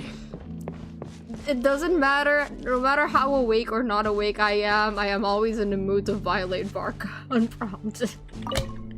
Varka opens his mouth, me drop kicks him, me punches, Markiplier punches him in the face. I'm always in the mood. You didn't miss out on Flint saying 6-7? I didn't miss out, I just ignored it. Columbina, we're back! Huh? She's not here. I can't sense her presence at all. Okay, bye, Leon. Good luck on the cooking. EPK goes good entertainment. Okay, that's good. Weren't there a few Kuhenki here last time too? Where did they all go? Maybe she took them out for walkies. Ether, you're so cute. Walkies? For Kuhenki? You're not pets, you know. I take you out on walkies all the time, Paimon. Oh, well. Looks like we just came at a bad time. Let's try again tomorrow. There's still a few days until Moon Prayer Night, so we're in no rush. No. Besides, she needs time to rest Guys. anyway. I mean, the flower colors have been white since we came here last time, right? So, I'm not gonna overthink it, but I don't think it's a good thing that we can't find her. I don't think we should be so casual about that. Kalamina! Are you back yet? Oh, how strange. Looks like she still isn't here. It's a bit odd. Right? It's not like her to spend so much time outside. Especially since she's worried about attracting unwanted attention. By the looks of it, she hadn't been back all day. Alice, did you do something? What about Luonatar? Luonatar, you there? Oh, hi! Hey! Cutie pie. Do you know where Kalambina went? Bro, I want a plushie of these guys so bad. Like, I'm usually not that inclined to buy plushies of the Genshin mascot, like, creatures. Maybe except for a Melusine, but this one... I need a plushie of this thing so bad. They're so cute. They look so cuddly. I'm gonna make noises for them. But also, Astra, if you find one, can you buy me another one? I'll pay you back. I just really want one. Sorry, didn't understand. But if you know where she is, could you take us to her? Sounds like an I don't know either to me. Yeah, that's even stranger. I'm unlock the flowers. I just pointed that out. Were they blue last time? I feel like last time we came here, they were already white. I'm not awake enough for this then, but... What about them? Oh, that's not good news. Oh, were they blue last time? I just assumed they were white because we already knew that she was weak. They change color when Kalambina gets weaker, right? And they look super pale right now. Let's go. We gotta find Loma. Good idea. She might know what's happening. I hope she's not like a cat, because like cats like to isolate themselves when they start getting sick because they don't want to like bother people when they die, or like they don't feel safe being around predators when they're dying. So they were blue back then. Oh my god, I'm really not awake enough. Holy shit! But I did notice the flowers. I was like, were they always white? I don't think they were. Yeah. Ah, it's you. How is Kutar? Is she okay? She's missing. Has she visited the Frostmoon Science? The Torre? What did you do? It's either the Torre or Alice. No, she hasn't. I came here to check on her after I noticed the flowers had changed color. Based on past precedent, she must be very weak right now. Even getting up to walk would be a struggle. It seems unlikely that she wandered off outside. Not to mention that she doesn't do that at the best of times either. So yeah, this is super weird. Has anyone approached Silver Moon Hall lately? No. Very few people are in the know about Kutar's whereabouts. And if anyone suspicious had visited, they'd have left some sort of evidence. Maybe they haven't left yet.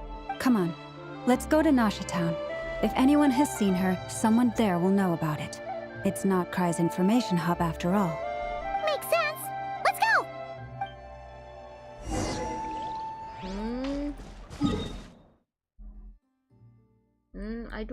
I would check inside one more time, but okay.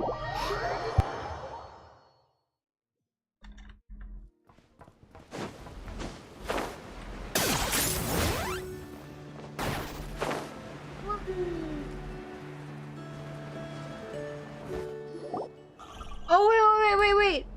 Please, Mom? Wait a moment. Is it just Paimon, or is this stall kind of suspicious? It's never been here before, right? No, I don't recognize it. I know, I recognize it. Alas, your free and easy adventure time is over.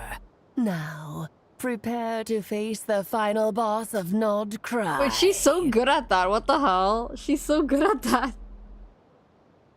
Whoa! Where'd that voice come from? Not sure, but it's definitely hostile. No, Llama, come on. No, not that way.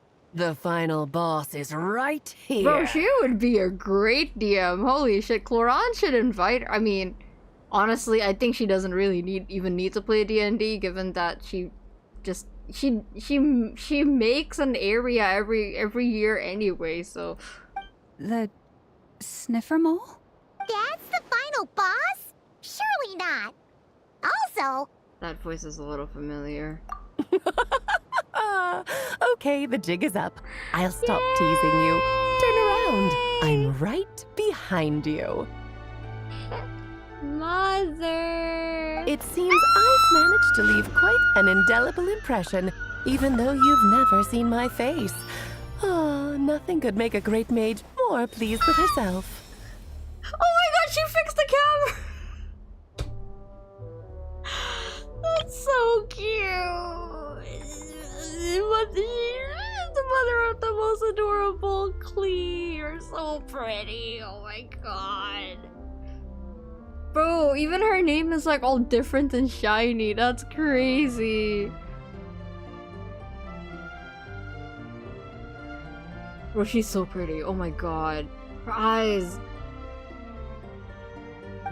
She fixed her camera. That's so cute. Oh my god. Did she just reveal her own name in the... This woman is insane. What is going on? What the fuck? Those like 2 fourth wall breaks within the first 30 seconds of meeting her. What? I've heard that all the big shots in Teyvat have long, wordy titles that stun people speechless when they make their entrance. I like how you say that like you haven't been here for like the longest time, Alice. She's so silly. She's so whimsical. I love her. Unfortunately, none of them are affiliated with the Hexen Circle, and we ourselves keep a very low profile. The notorious name-dropping doesn't quite work Look at for Ether. us. Still, I, for one, think I'm really quite amazing. You are! Ether's like, oh my god, she's here. Oh my god, we're finally meeting her. So that didn't stop me from coming up with a title anyway. He's so cute.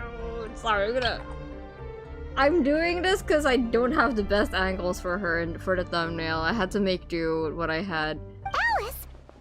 It's really you this time? Not a lantern or a Dodoko, but Alice in the flesh? Ether and Paimon are better than me. I would have clung onto her immediately, or at least be like, can you pet my head? Can I hug you? Are you real? It's like meeting a celebrity. Oh, that's right. So, what do you think? How does it feel to finally meet me? Can you pet my can you pet my head? Can you get an can you hug me? Can I Klee, your mom's got it going on, Klee, your mom. Klee, your mom. You look like... You look so young. What is that supposed to mean, I'm the mother of Klee, Tivat's #1 cutie. How old could I possibly be? She has the same tone inflection as Barbeloth and Mona. It's the Hexen Circle thing, isn't it? Yeah, she did put her own name into speech text. That's awesome. So she's a friend of yours? Alice be like, I'm the most story relevant character ever and I know it. Yeah, and she's right. Kind of. This is actually the first time we've seen her in person. I see. Madam Mage, that was, quite a powerful Oh my God, look at entrance. the back I of her certainly head. won't be forgetting it anytime soon. That's crazy! Like the flower patterns. Bro, she's built different. She has patterns in her hair. It's okay, Lalma, don't force it. Paimon will do the honors. This is Alice from the Hexen Circle. She's a friend of ours. And of Arcus, too. It's helped us a lot in the past. You mean saw something not good by not mentioning that she looks like Klee? Eh? What would she say if I said that? I also love that she has the same kind of vocal crack slash vocal fry as Klee's ENVA too, so it's kind of in some level of detail. Well, that's because I personally don't think she looks just like Klee. I know that's an unpopular opinion, and some people are gonna be like, bro, Klee's dad's Jean didn't even try at all. I don't think she looks that much like Klee. That's right. She's a good person, just kinda unpredictable. She's a Munchausen. Well, what is the human heart if not unpredictable? Hmm? If we could not do as we please, how would we differ from machines? I am Lauma, Moon Chanter of the Frost Moon Scions. It is a pleasure to meet you. Oh, I know. Before you got here, I spent a good, 15 minutes getting up to speed on Nodcry's present situation. How did you catch up? Where'd you hear it from? In other words, I've read the whole in the okay. last episode part, so we can skip the pleasantries. Oh my god, she literally is Ewell. What the fuck? Fair enough. Well, Miss Alice, I can already tell that you have quite a unique I love that they didn't even personality. question what she means by that. Like, I'm guessing that, yeah, she can just like look at the chat log, basically. He'll get used to it. Paimon sure is. So anyway, what are you doing in Nodcry, Alice? Oh, I thought I told you already. This time, I'm the final boss. Okay. And what a formidable foe I shall be. Powerful, confident, decisive, and good luck finding my weak spot. You will never succeed. Ether is very fond of her. Ether is like, there she is. I love that Ether talks to Munchaudians differently, I swear. I'm not just imagining it, he does talk to Munchaudians differently. I'm gonna send a formal request for Jean to put you in solitary. He loves it when you compare her to Klee because it means Klee will be like her in the future. Can you tell me exactly what she says if I had said that? Oh, because like, I would prefer if you just told me what she said instead of being like, oh, you should have chosen this decision. Just tell me, it's okay. Oh, drat! My one weakness, and you found it in an instant. Fate has been dealt a devastating blow. So cute. Thus falls the great Dodo King. She does act just like Klee. Why are you playing along with this nonsense? She's cute, Paimon. For funsies, of course. What's wrong, Paimon? Are you disappointed in me? Am I a gigantic letdown? She's so silly. No, it's just... You seem like a busy lady. And this is the one time you've shown up in person. Paimon figured it would be for something more high stakes than just goofing around. Her and Venti and Varka are in the same fucking like, you know, they're in the same fucking group chat. That's and they're called the Silly Goobers. That's probably what it's called. You're quite right. I'm here in Nodcry because something big happened. Uh-oh. Something big enough it caught the attention of the Hexen Circle. It concerns the 3 moons, Tivat's borders, and of course, the moon goddess you are currently searching for. You know where Columbina is? Kind of. Why don't we discuss this over a pot of tea? My main reason for coming on this trip to Tivat was, of course, to have some fun. But I do technically have a job to do as well, namely maintaining the stability of Tevat's borders. She's my Santa Claus. I'll skip over the complicated parts, but to sum it up, abyssal energies are all that lie beyond Tevat's border. We'd find ourselves in a real pickle if they ever made it through. I feel like that's a pretty big thing to just drop. And Hexen Circle does lie at the edge of the world, right? If I remember correctly, so I'm guessing that means the borders. And the phantoms you've been seeing are a sign that the border has been disturbed. Ah, no wonder they tend to show up around Moon Prayer Night. Is it because the real moon is now so close to us that its power can cross the border? In part, but only a negligible amount passes through. Just enough to influence the verdant crests and so on. My PC is screaming right now. I can hear the fan going crazy, so if my stream suddenly shuts down, you'll know why. Knock on wood. And as you've noticed, there has been an unprecedented number of phantoms appearing this year. The influence of the moon beyond the border cannot explain this. No, there is another far greater factor at play. Oh. The trilunar syzygy. Oh god, oh god, okay. No, not this, no, okay. A trilunar syzygy. Eons ago, before the heavenly principles came to Tevat, it was the then 3 moon goddesses who controlled the laws of this world. You're talking about life, death, and such, aren't you? Oh, that's exactly it. The 3 goddesses split these powers amongst themselves, promising never to consolidate them into one singular body. This was meant to keep the world stable. But, fast-forwarding to the present, the eternal moon's marrow is with you, while the iridescent moon's marrow, which should never have appeared in this world, has been retrieved. Add that to the presence of a moon goddess in the flesh and... the power of all 3 moons is gathered here in Notcry. There hasn't been an event like this since the War of Funerary Flame. And it's having a noticeable effect on Tevat's borders. Why are you so concerned about said borders, if I might ask? Because I wish to give my darling daughter a peaceful, sunny environment to grow up in. Is that a good enough reason? Fucking lunchtime characters understand the scene awake at me. Can you not do that? I wasn't ready. I wasn't. I'm fine.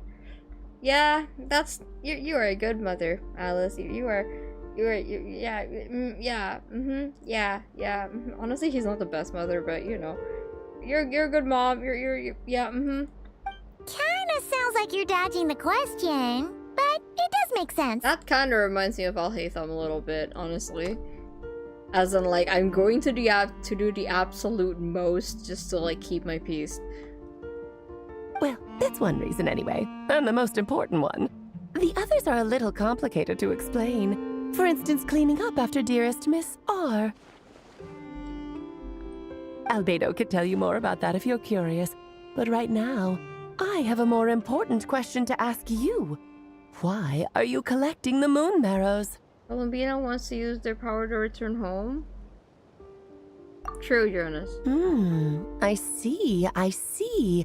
Nicole told me about that legend once. I need her to show me her palm. That's the thing that I don't have reference of. Nicole? You mean Mage Anne? Oh, so you remember. We heard her voice in Fontaine. Yes, of course. That was a story about fate, her area of expertise. But back to the story of our dear moon goddess. I'm afraid her intended method of returning to the moon is unlikely to work anymore. What does that mean? She may be missing, but she hasn't gone anywhere. She has disappeared. Did she become lost in another time? Once long ago, the damsel who lived here walked the line between— Oh! Hi, Bina. My body is so heavy. No. It's my mind that's heavy. My arms and legs are as light as a feather. What's happening to me? I feel drowsy, like I've been asleep for too long. Is it daytime or nighttime? Is the moon out? I think I'll go for a walk.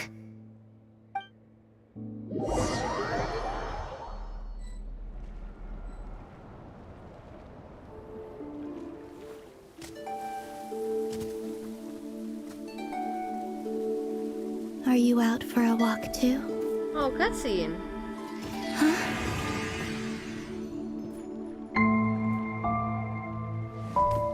Oh.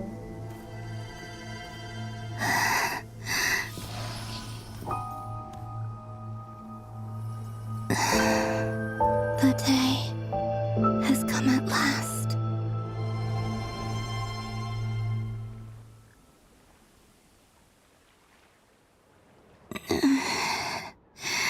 What's going on here? Have I grown so weak that I can't even sustain my physical form? I don't think that's what's happening. I think there's some time fuckery going on, which makes sense because your existence in Seyvat is odd in the first place, right? But there's definitely time fuckery happening here. But Moon Prayer Night is nearly here. I was so close to returning home. Oh, Rena. We'll get her back. It's okay. We'll find a way. Death is near. Is this how it ends for me? Will I return to the moon after I disappear? Or... I don't want it to end like this. So far, at least, I still exist. Even if not physically, I can still feel. But as my power wanes, I'm sure that too will fade. I suppose I might take one final look at this world. The world where I was born. Oh no, don't make me play. Don't let it slip away. What? Come on, come on!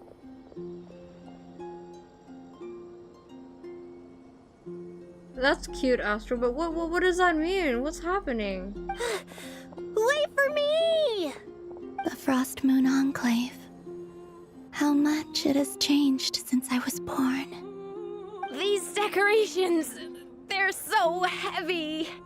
It's times like this when you kind of wish men could be priestesses and acolytes. How fascinating. I've never had the chance to be privy to people's private lives in this way. In the past, people would get so solemn and serious the moment I showed my face, like they were frozen stiff.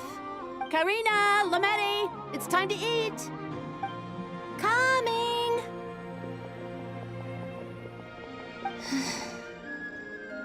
I want to watch them a little longer.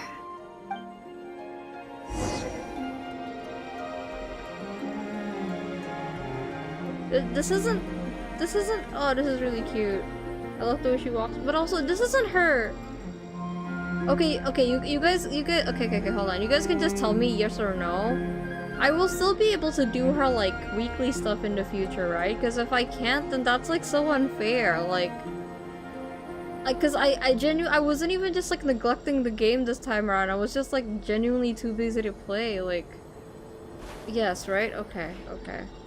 I would be genuinely, like, upset at this game. Not currently. I know not currently, but, like, in the future, I'll be able to, right? Because, like, if I can't, I will actually be upset, you know? Because, like, that's not fair. That's not fair. It must be because it got locked. Okay. As long as I can play it in the future, then that's okay. So just fill these balloons with air, right? Yep. Try a couple now to test things out. The rest can wait till Moon Prayer night. Think fast. Rita! Teasing an acolyte of the Frost Moon Scions? Surely that's a punishable offense. Take this! Huh? Aww. Alright, enough horsing around. Lady Lauma gave us a task. We should get back to it. The task is just to check that the balloons don't leak, right? Doesn't matter if we fill them with air or water. That is nice. Okay, you got me there. And you got me there. But still, we can't use all the balloons before the festival even starts. We won't use all of them. And as long as Lady Lauma's trusted acolyte doesn't snitch, this can stay as a little secret between friends. A couple more can't do any harm, right? Oh, you menace. Then, think fast!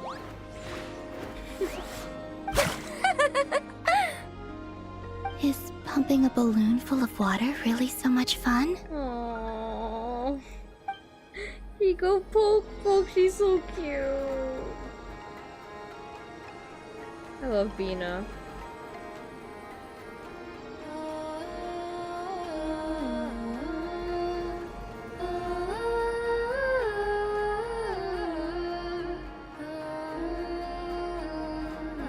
I'm sure you're both tired from playing all day. Come on, eat up. A plain, humble meal. That has always been the way of the Frost Moon Scions.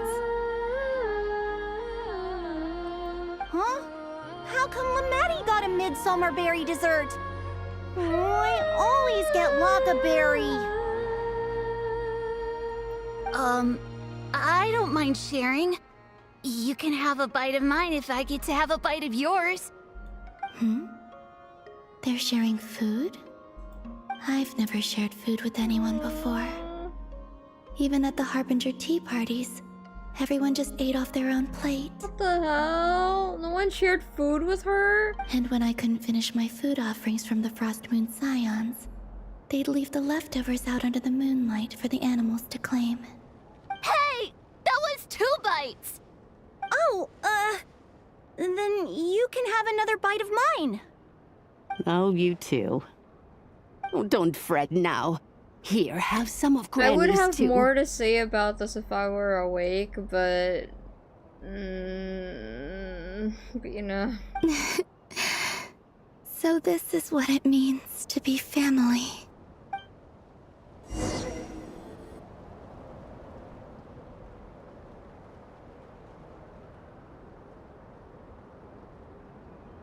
I'm seeing so much that I'd never usually get to see. They'd never act like this when I was around. That's what I was just talking about, no? Like, everyone, like, doesn't know how to, like, be normal about her. Even if like, they know that she would want them to be normal around her, they wouldn't know how to do that. People will always be overly considerate of her, you know? And that, in a way, is dehumanizing, too, because you're still going to feel like you're looking at the world from outside in. You're like, you're looking through a window, you know, of what the world is like, and they're just trying to keep up with that. I'm not awake enough to be intelligent about this, or try to be intelligent about this, but you know. It's nice being able to just watch people in peace in these final moments. Don't call it your final moments. What a rare opportunity. I think I'll go take a look around Nasha Town too. Maybe the Traveler will be there.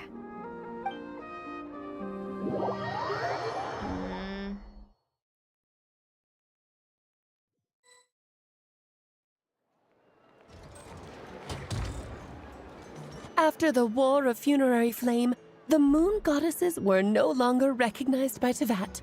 They lost the whole foundation for their existence. Wait, what did Jonas say? I couldn't see his comment. That's why the moon goddess's strength is fading. She cannot withstand the world's rejection of her. It's just like what Columbina said, the world itself is rejecting her. Interesting.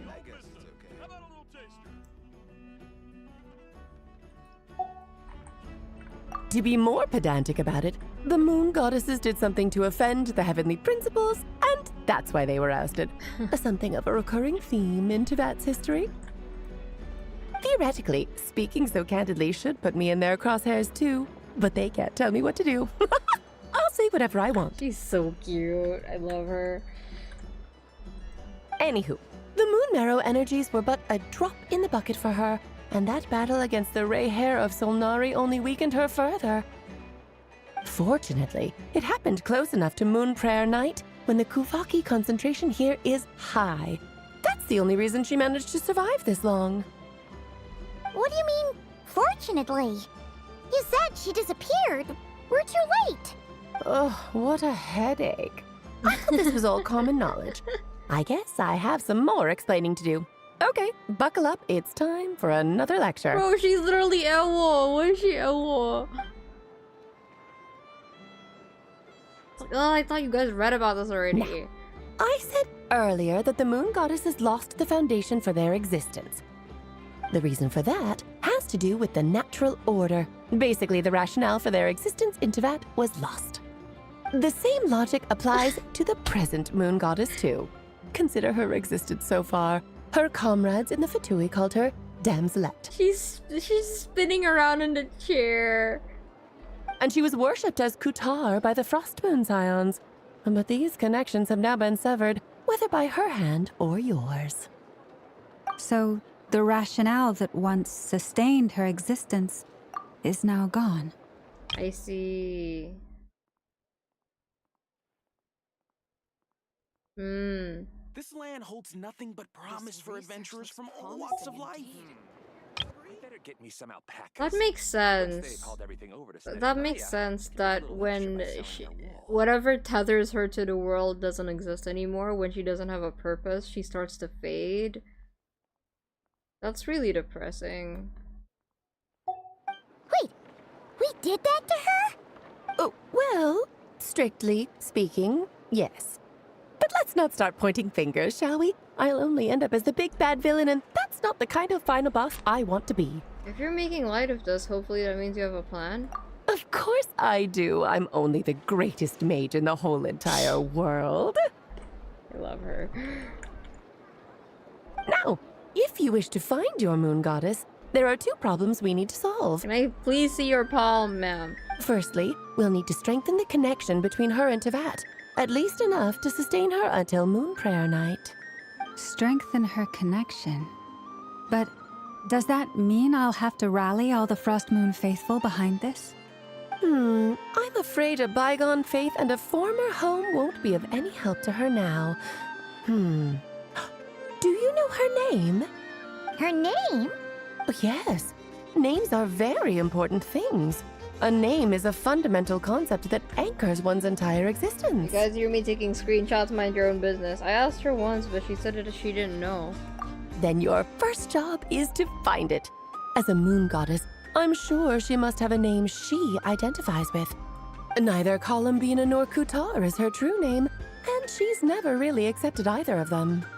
So, finding out her real name is enough to sustain her existence? Yes, I know it sounds like a small step, but every journey begins that way.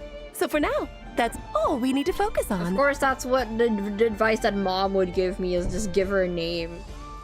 The second problem is with her plan to use the moon marrows to return to the moon. Unfortunately, piercing through the false sky will take an enormous amount of power. Given her current condition, she won't be able to provide anywhere near enough power, even if she recovers her physical form. But no need to fret. Nicole's the expert in this field, and I'm sure she'll figure something out. Wait, Mage N is going to help us out too? That means we've got 2 Hexacircle mages on the case. This is turning into a pretty big deal. Oh ma, how far am I? How far along am I in the quest? Actually, this is more of a side quest for me. Of course it is. Like you said, I'm a busy lady, so I can't stay for too long. I'll have to return to Tivet's border soon. Okay, I won't bug you. Thanks for telling us all this. That's the upside you get for looking out for my little Klee. Hopefully that will incentivize you to carry on keeping her company in the future. Why can't you visit her every now and then? Anyway, jokes aside, you'd better get moving. It will take quite a miracle for the moon goddess's consciousness to hold out till moon prayer night. Oh, I suppose I might as well tell you where Nicole is before I leave. Oh, there it is. Oh, it's heart-shaped. Of course. The fucking hole in her palm is shaped like a heart. Of course it is. Off you go now. Time to meet your new friend. Oh, yes, and a little suggestion. Don't forget to mind your heads. The hell does that mean? What? I wonder how Durin's doing. What the hell? I should really go see him before I head You back. were just like Venti and Varka. I can't with you. You really are super busy. We're lucky you're beautiful and gorgeous and got it going on. I'm gonna keep going. I most certainly am. There's so many children I have to keep tabs on just in Mondstadt. Durin, Albedo, Venti, Varka. There are some unexpected names in there. Venti is also her Varka is her No, not Trax. Actually, Varka being her child, in quotation marks, makes more sense than Venti. But that's funny as hell. You know what?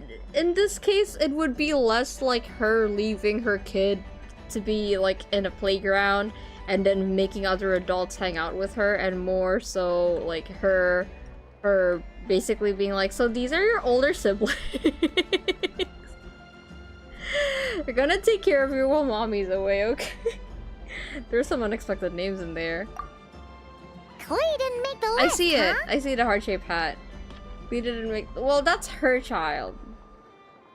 Of course not. Klee is my pride and joy. I have no qualms about her, because she's the best child in the whole wide world. And you would be right. Yep. Klee's a little angel. I'm glad you agree. Well, all the best. See you when I see you. Bye, gorgeous. I'm going to miss you.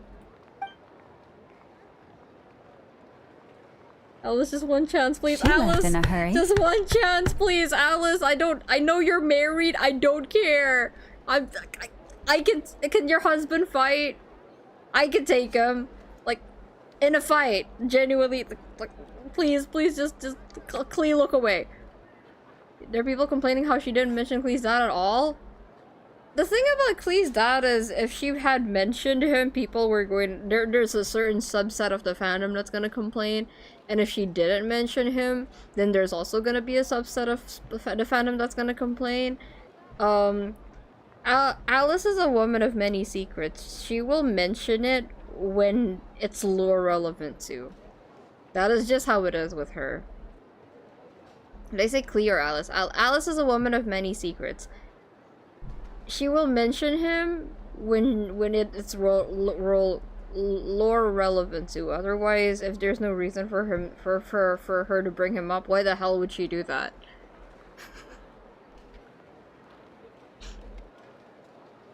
No, I do think that she has a husband. I just don't care that she has a husband. I think I could take him.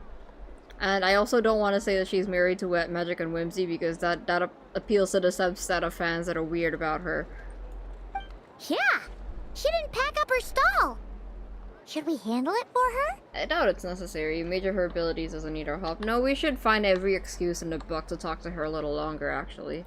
I must say, I'm now very curious about her daughter. Klee, wasn't it? What's she like? She commits environmental terrorism.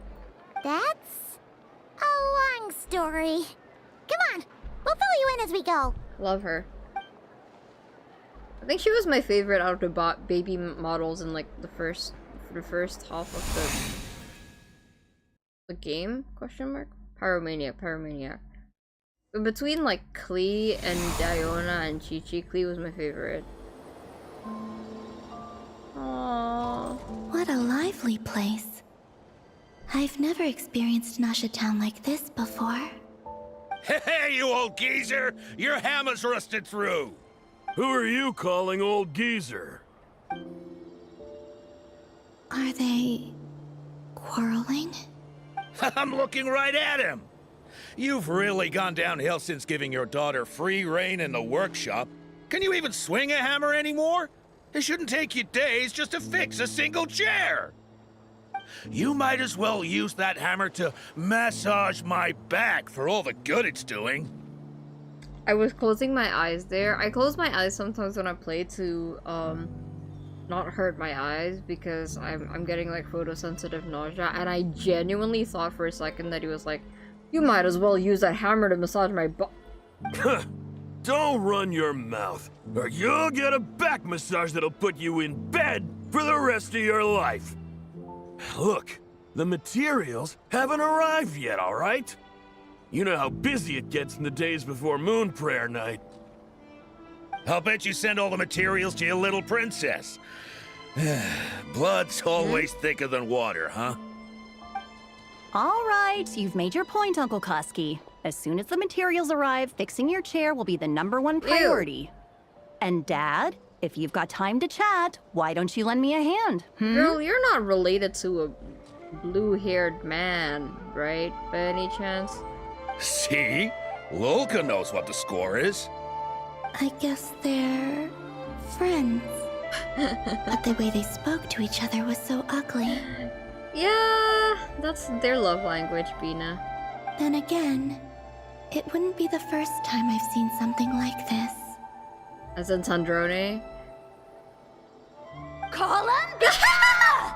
Sing outside my door in the middle of the night one more time, and I'll unscrew your vocal cords. You Oh hear my me? god, girl, you got free BGM and you're complaining. Just imagine like being Sandrone and then suddenly hearing like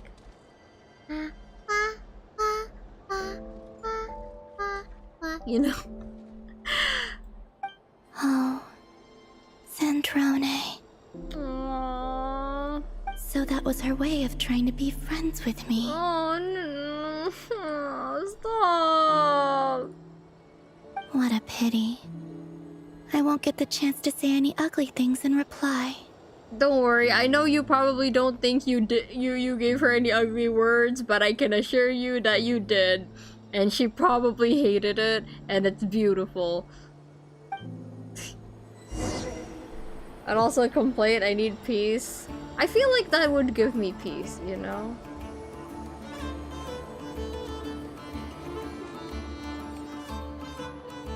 Hey, have you decided what to give her for Moon Prayer Night? I sure have. She's gonna get the surprise of her life when she's least expecting it. Then I'll whip out the ring and pop the question. The surprise of her life. What a fun turn of phrase. Cool, I get the picture. You can spare me the gushy details. Ooh, looks like we have a customer.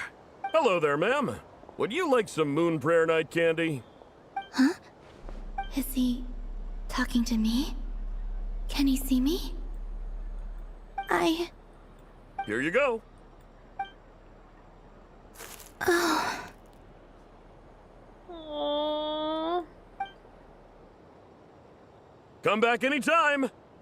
Right. Now, where were we? The fuck? That's so fucked up.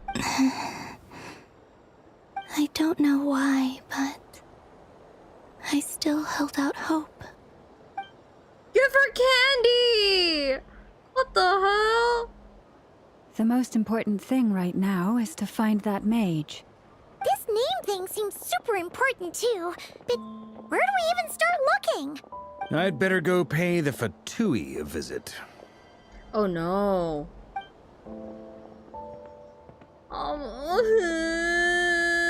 Bina.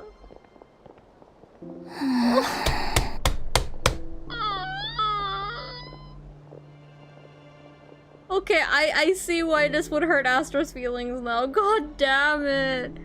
Oh man. Columbina?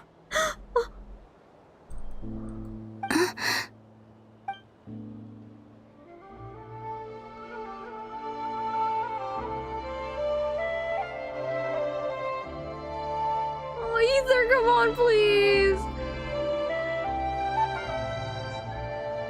Oh. Traveler? No, I heard her! No, I heard her! Let's go! This is no time to be spacing out!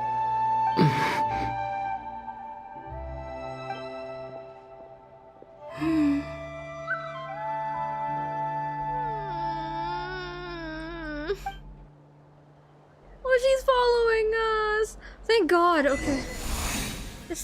Maybe it's not so bad, just quietly stop. This reminds me of Ella too.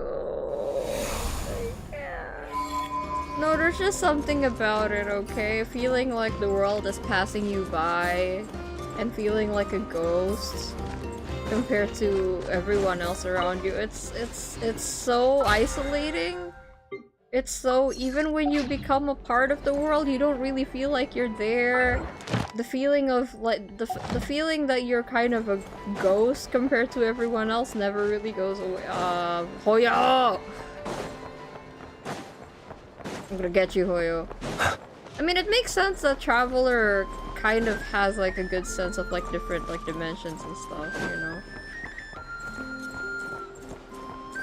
Ad Astra Abbott. Thank you for Oh, yeah. Thank you, Catherine. Do you have anything? Oh!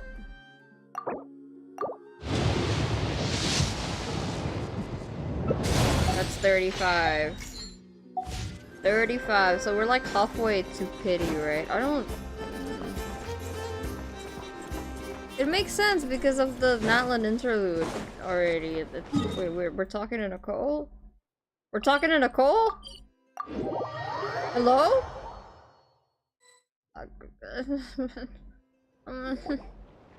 Where are they going? They mentioned a mage and... a name?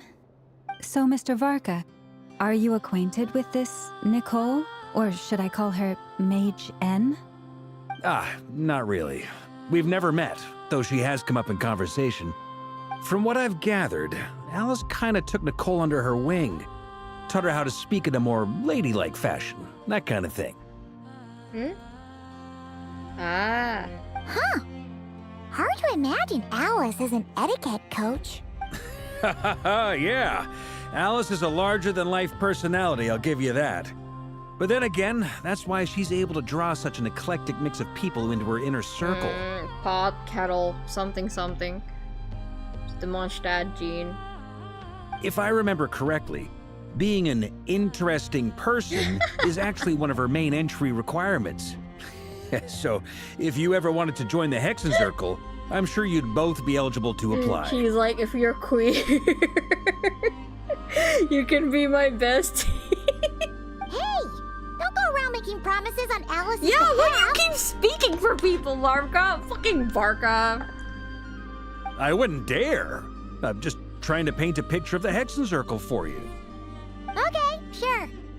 Anyway, since none of us have ever met Nicole, how are we supposed to find her? We can't just go up to every woman in sight and ask, Are we actually "Hey, meeting are her?" you Nicole? Maybe something she's wearing will give it away? Like, a wind bloom pinned to her chest or something. Wait a minute. Alice never said She's Nicole from was from Mondstadt? Mondstadt. Okay, wait, okay, you know, okay, that makes sense, I don't know why I was so surprised by that. I'm thinking about all of the stuff she's done. That makes sense. Why am I surprised? Oh, true. Fucking Windbloom, good lord, Varka. Yeah, a Windbloom's not even a real flower, right? So like, what the fuck would a Windbloom even be, Varka? What about a... He's sorry, I can't call it anything. Oh my god, he's so... That fucking pan. This is so dumb. We're so stupid. Alice never said Varka? What?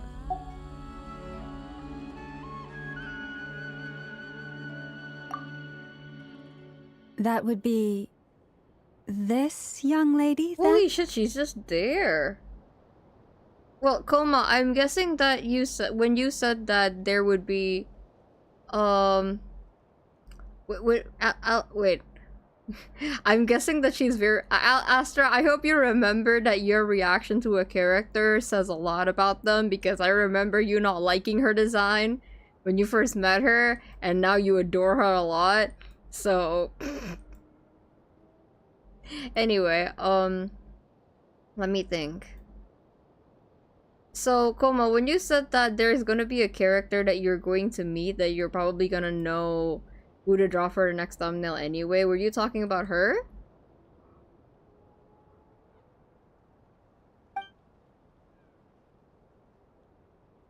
Yeah, just be careful, Astra. I haven't met her yet, Sorry so... to disturb you, but are you Miss I Nicole? mean, then again, she's in the Hexen Circle.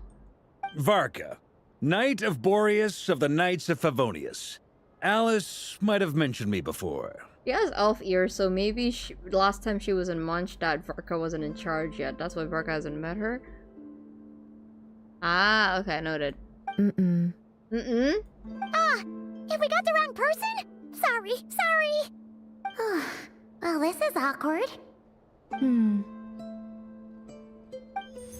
When I shook my head, I meant, no, Alice hasn't mentioned you before. Oh my god, does she narrate out loud? Huh? Where is this voice coming from? I swear to god. My apologies. For certain reasons, I am unable to speak. Ah. This is the only way I can communicate with you. Why? It might take some getting used to, but I hope you can understand. She's talking right now, though, isn't she? Hey, it's fine. I'm more shocked by the fact that Alice never speaks about me. I mean, Not everything is about you, Varka. God, he's such a doofus. As for you two, we have crossed paths twice before, but it is nonetheless a pleasure to finally meet you. Why does everyone want to marry her? Guys, I haven't met her yet. It's really you! Thanks for all your guidance in the past! You're quite welcome. This time, things are different. We have reached the unwritten pages of the story. You might say that we stand at the crossroads of fate. Now then, allow me to formally introduce myself. My name is... The unappreciated. She's very pretty. Yeah, guys, you guys can like her. That's okay. Just let me form my own opinion on her. You guys can be excited. Just give me a minute, okay? Give me a minute to process this. I'm not awake enough. The underappreciated master sculptor, the immortal or literally giant, if only did right, and the silent angel also, yet also the orator, the instant the utter a word, etc., etc. In summary, to remain silent to be the observer of her. I see. I understand. Okay, I see. Interesting symbols. Sorry, my bad. It's okay. It's just that I'm personally not that drawn to her character design, and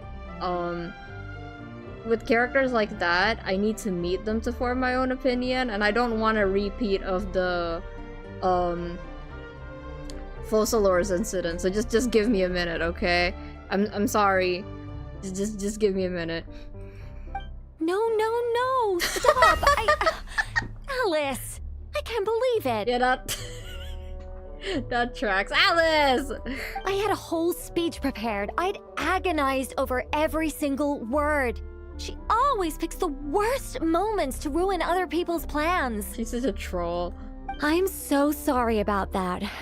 Alice took the liberty of devising some bespoke self-introduction magic for each member of the Hexen Circle. Yeah, that also sounds... I thought, for some reason, I thought she just meant that Alice is here in this very moment, backseating her, which would also track for Alice. But I could have sworn I deleted all of the triggering conditions for it. How did it bypass everything? Oh gosh, this is so embarrassing. It's like trying to get rid of a software that's pre-installed to your computer, and you think you uninstalled everything, but it's still there. This is a very different side of Nicole than what we're used to. Is she not used to face-to-face interactions? You get flustered when Alice fucks you over. Don't worry about it.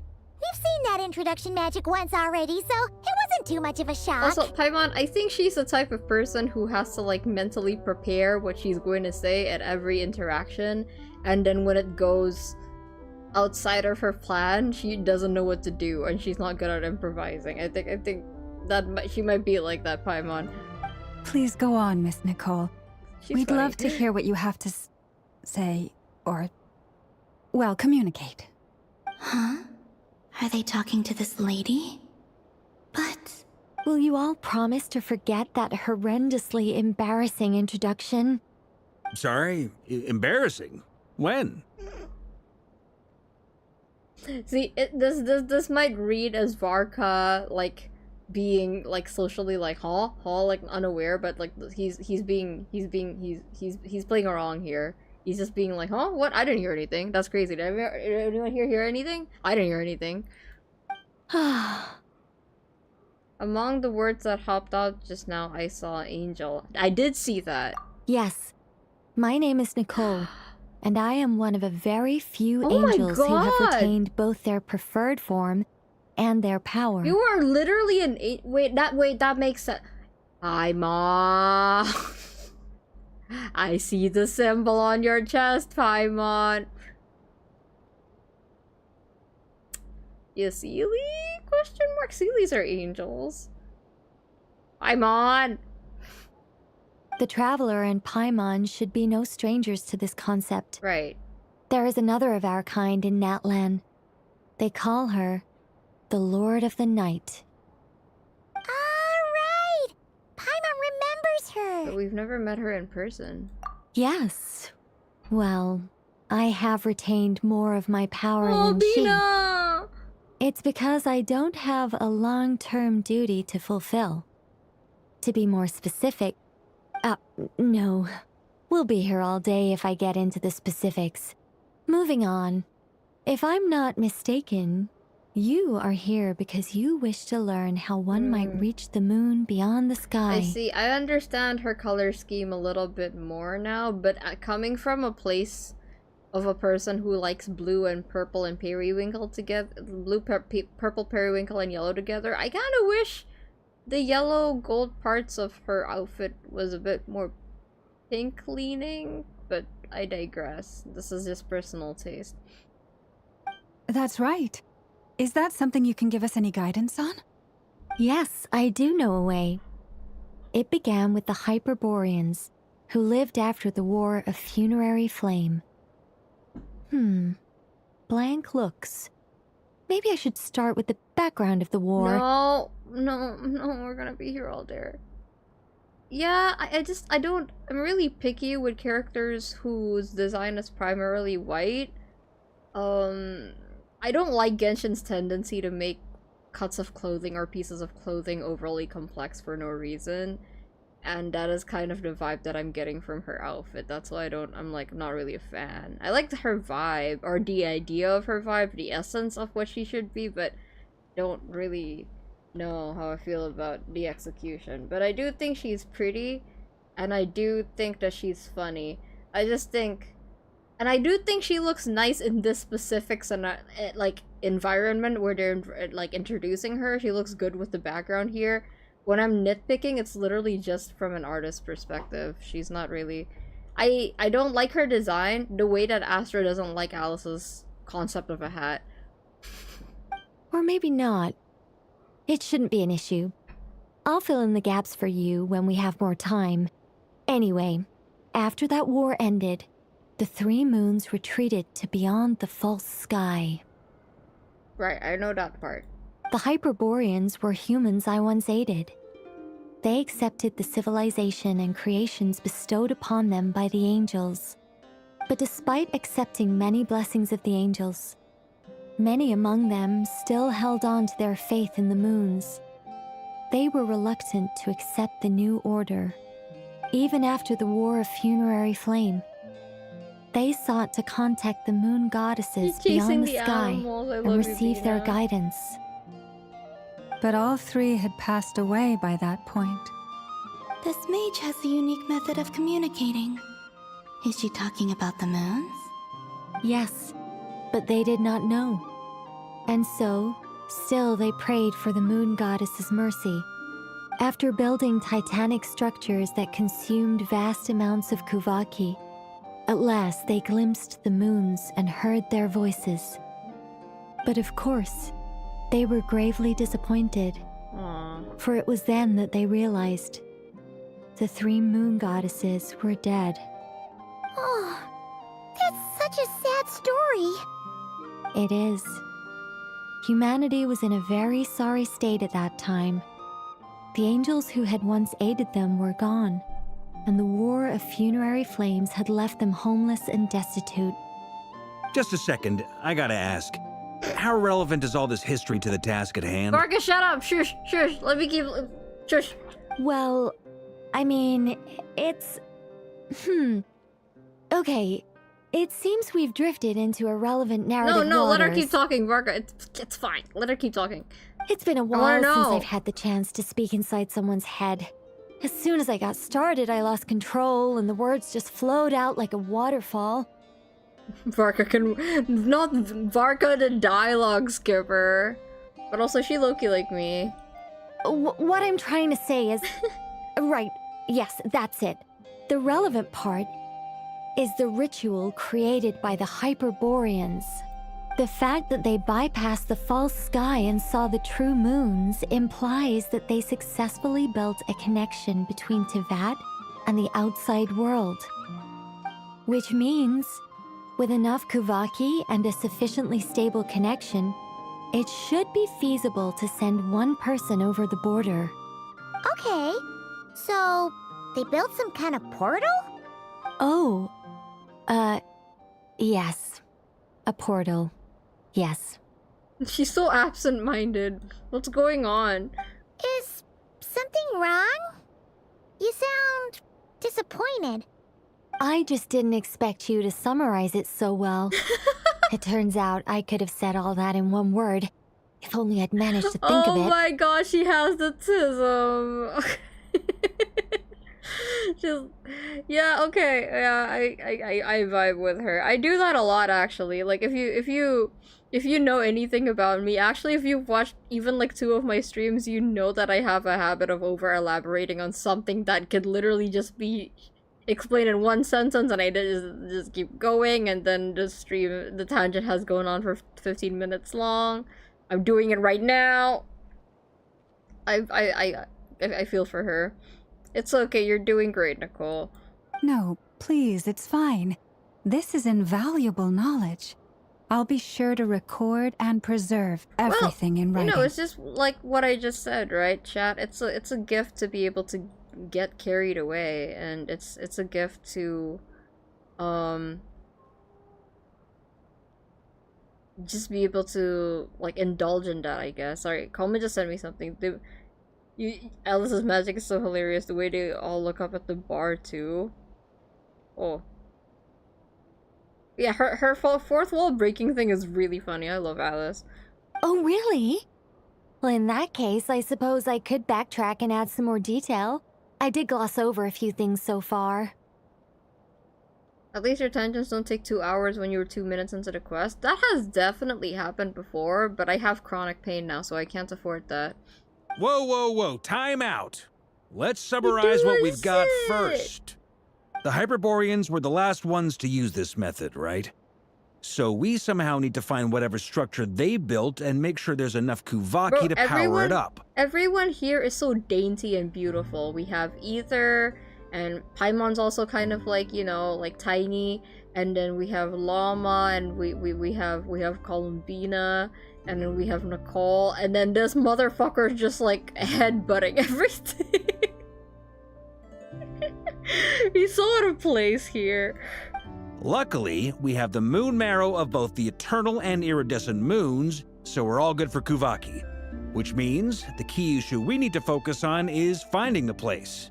Am I right so far? Yes. Although I expect the structure is long gone by now. That said, what if we could take advantage of the phantoms to travel back to a time when it still existed? Well, travel back isn't quite accurate. It's more like we'd be creating a handshake between 2 points in space-time. She is the most beautiful ever. We wouldn't even have to pick a time when it still existed. It could just be a time when it still appeared in phantom form via projection, or we could project our own phantoms, fold them together, and...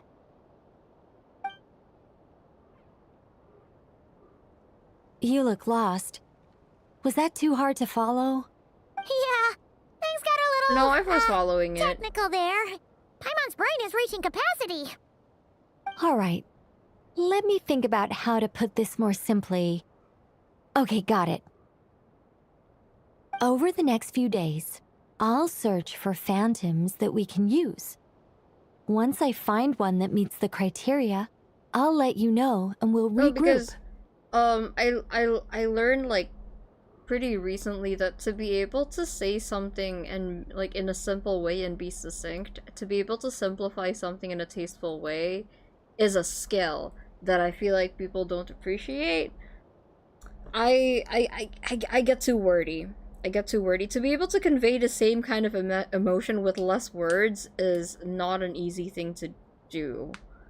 So yeah, that's why Frank and Kiko is like 3 hours long. If I were better at writing dialogue, it probably wouldn't be that long. But yeah, I understand. I think Nicole reads a lot. She definitely reads a lot. By completing certain rituals, specific individuals will be able to enter the Phantom and make it to the Hyperborean structure. If everything checks out, and it looks feasible, we'll just need to wait for Moon Prayer Night, and we can send the Moon Goddess back home. I'm really skimping on the detail here. Is this making any sense at all? It makes sense. I think so. For now, we'll just wait to hear from you. Yes. Basically, yes. There you go, self-restraint. Great. Counting on you. In the meantime, we'll focus on finding the Moon Goddess's name. My name? Are they looking for a way to stop me from disappearing? Excuse me, Miss... Go on, Miss Nicole. This conversation was a little all over the place. I didn't catch your name. I am Lauma, of the Frost Moon Scions. Ah, I did wonder. I noticed that you listened very intently when I spoke about Hyperborea and the moon's history. If you'd be interested, I'd love to visit you this evening and go through it again in greater detail. Also, if you were serious about making a record, it would be too risky to simply write down the raw details as is. I would suggest some tweaks. Maybe rewrite the stories as fairy tales or fables, perhaps even prayers. Anyway, we can cross that bridge when we come to it. So, see you later then? Oh, and no need to prepare anything. Just a cup of tea will do. See ya! Hi. She seems friendly. It's just...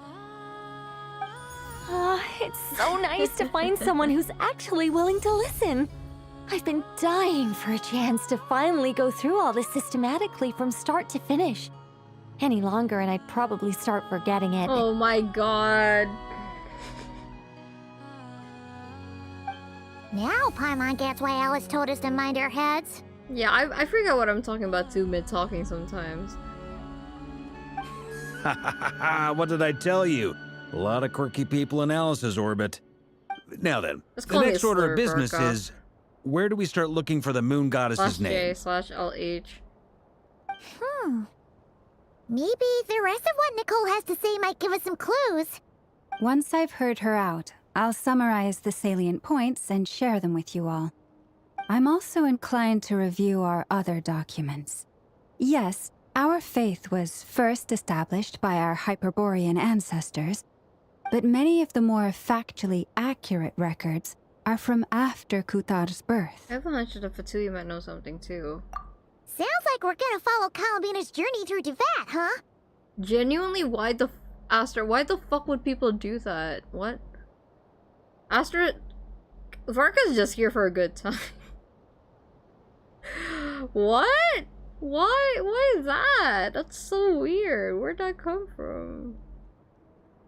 In that case, we'll start by heading to the Frost Moon Enclave. Sounds like a plan.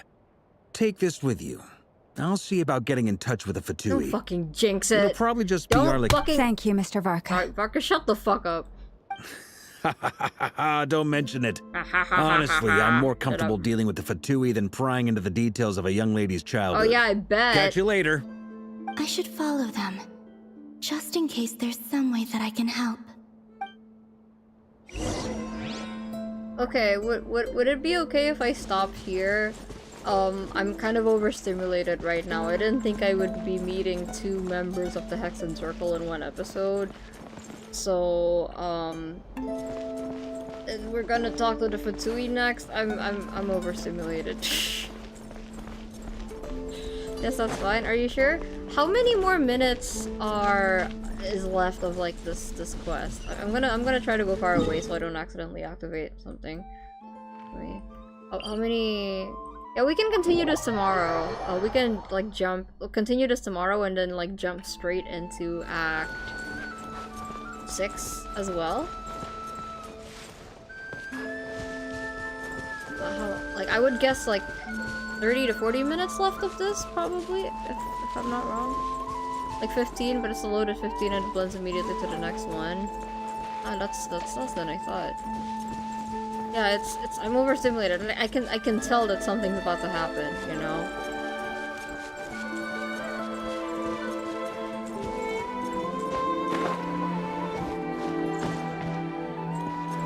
Alice is wonderful. I adore her. I wouldn't say 15. How much, Como? How much?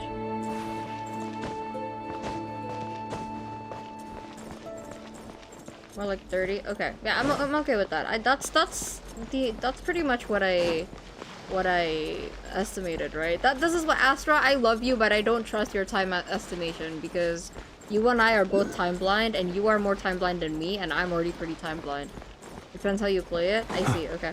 Well, also one thing I wanted to say before we end off is I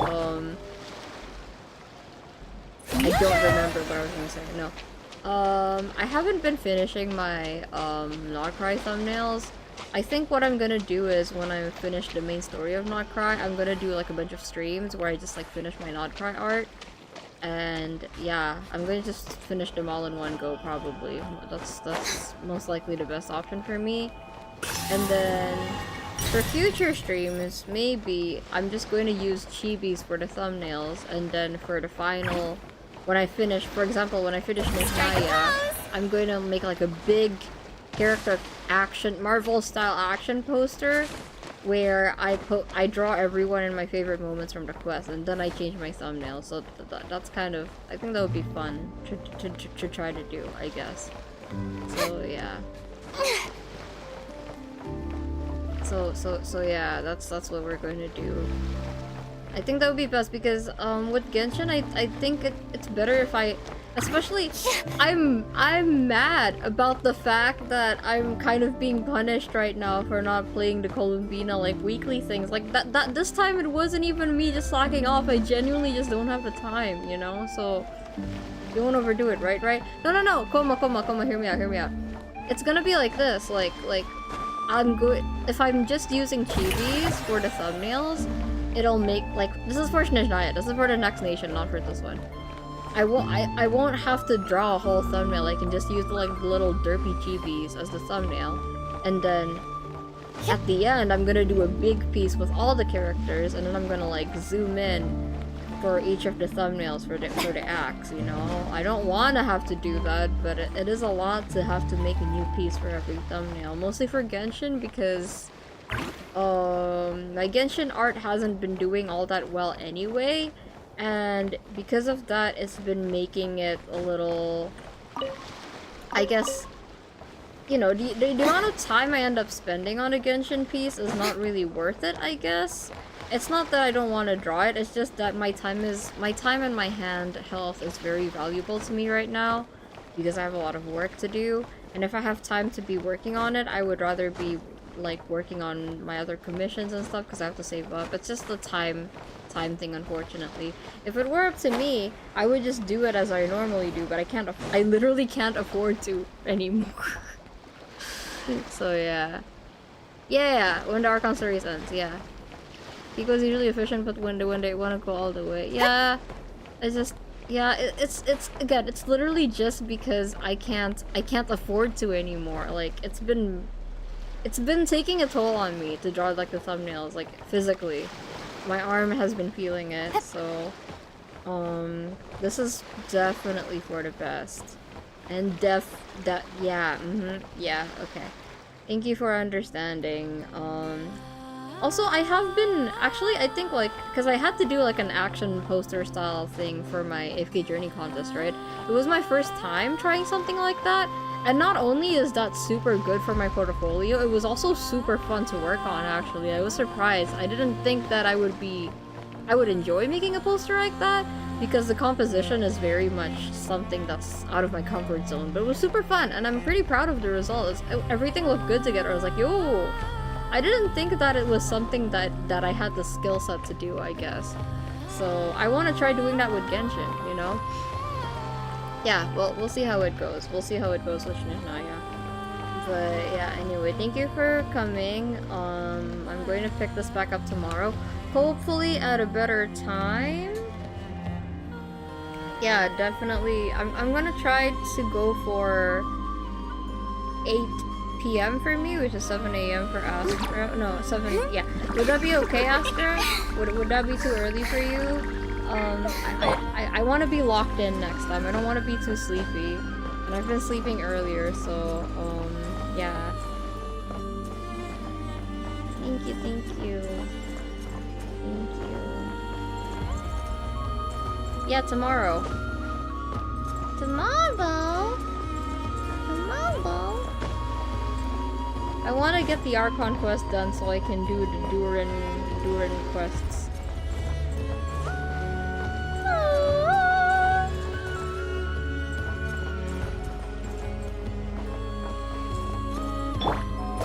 Shower me with praise! Karina, Jesus. Okay, I can. Woohoo! Hold on.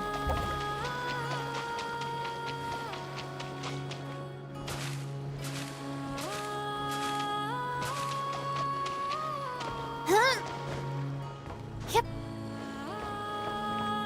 We'll want to take some time tomorrow, then, so I don't mind if I have to miss some of it for your comfort. No, I want you to be there, though. Okay, we can talk about this later. Anyway, thank you everyone for coming. I'm gonna take a nap now. Bye-bye, everyone. Bye.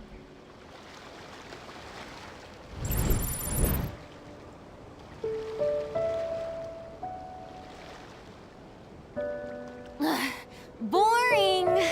Isn't there anything else more interesting to do?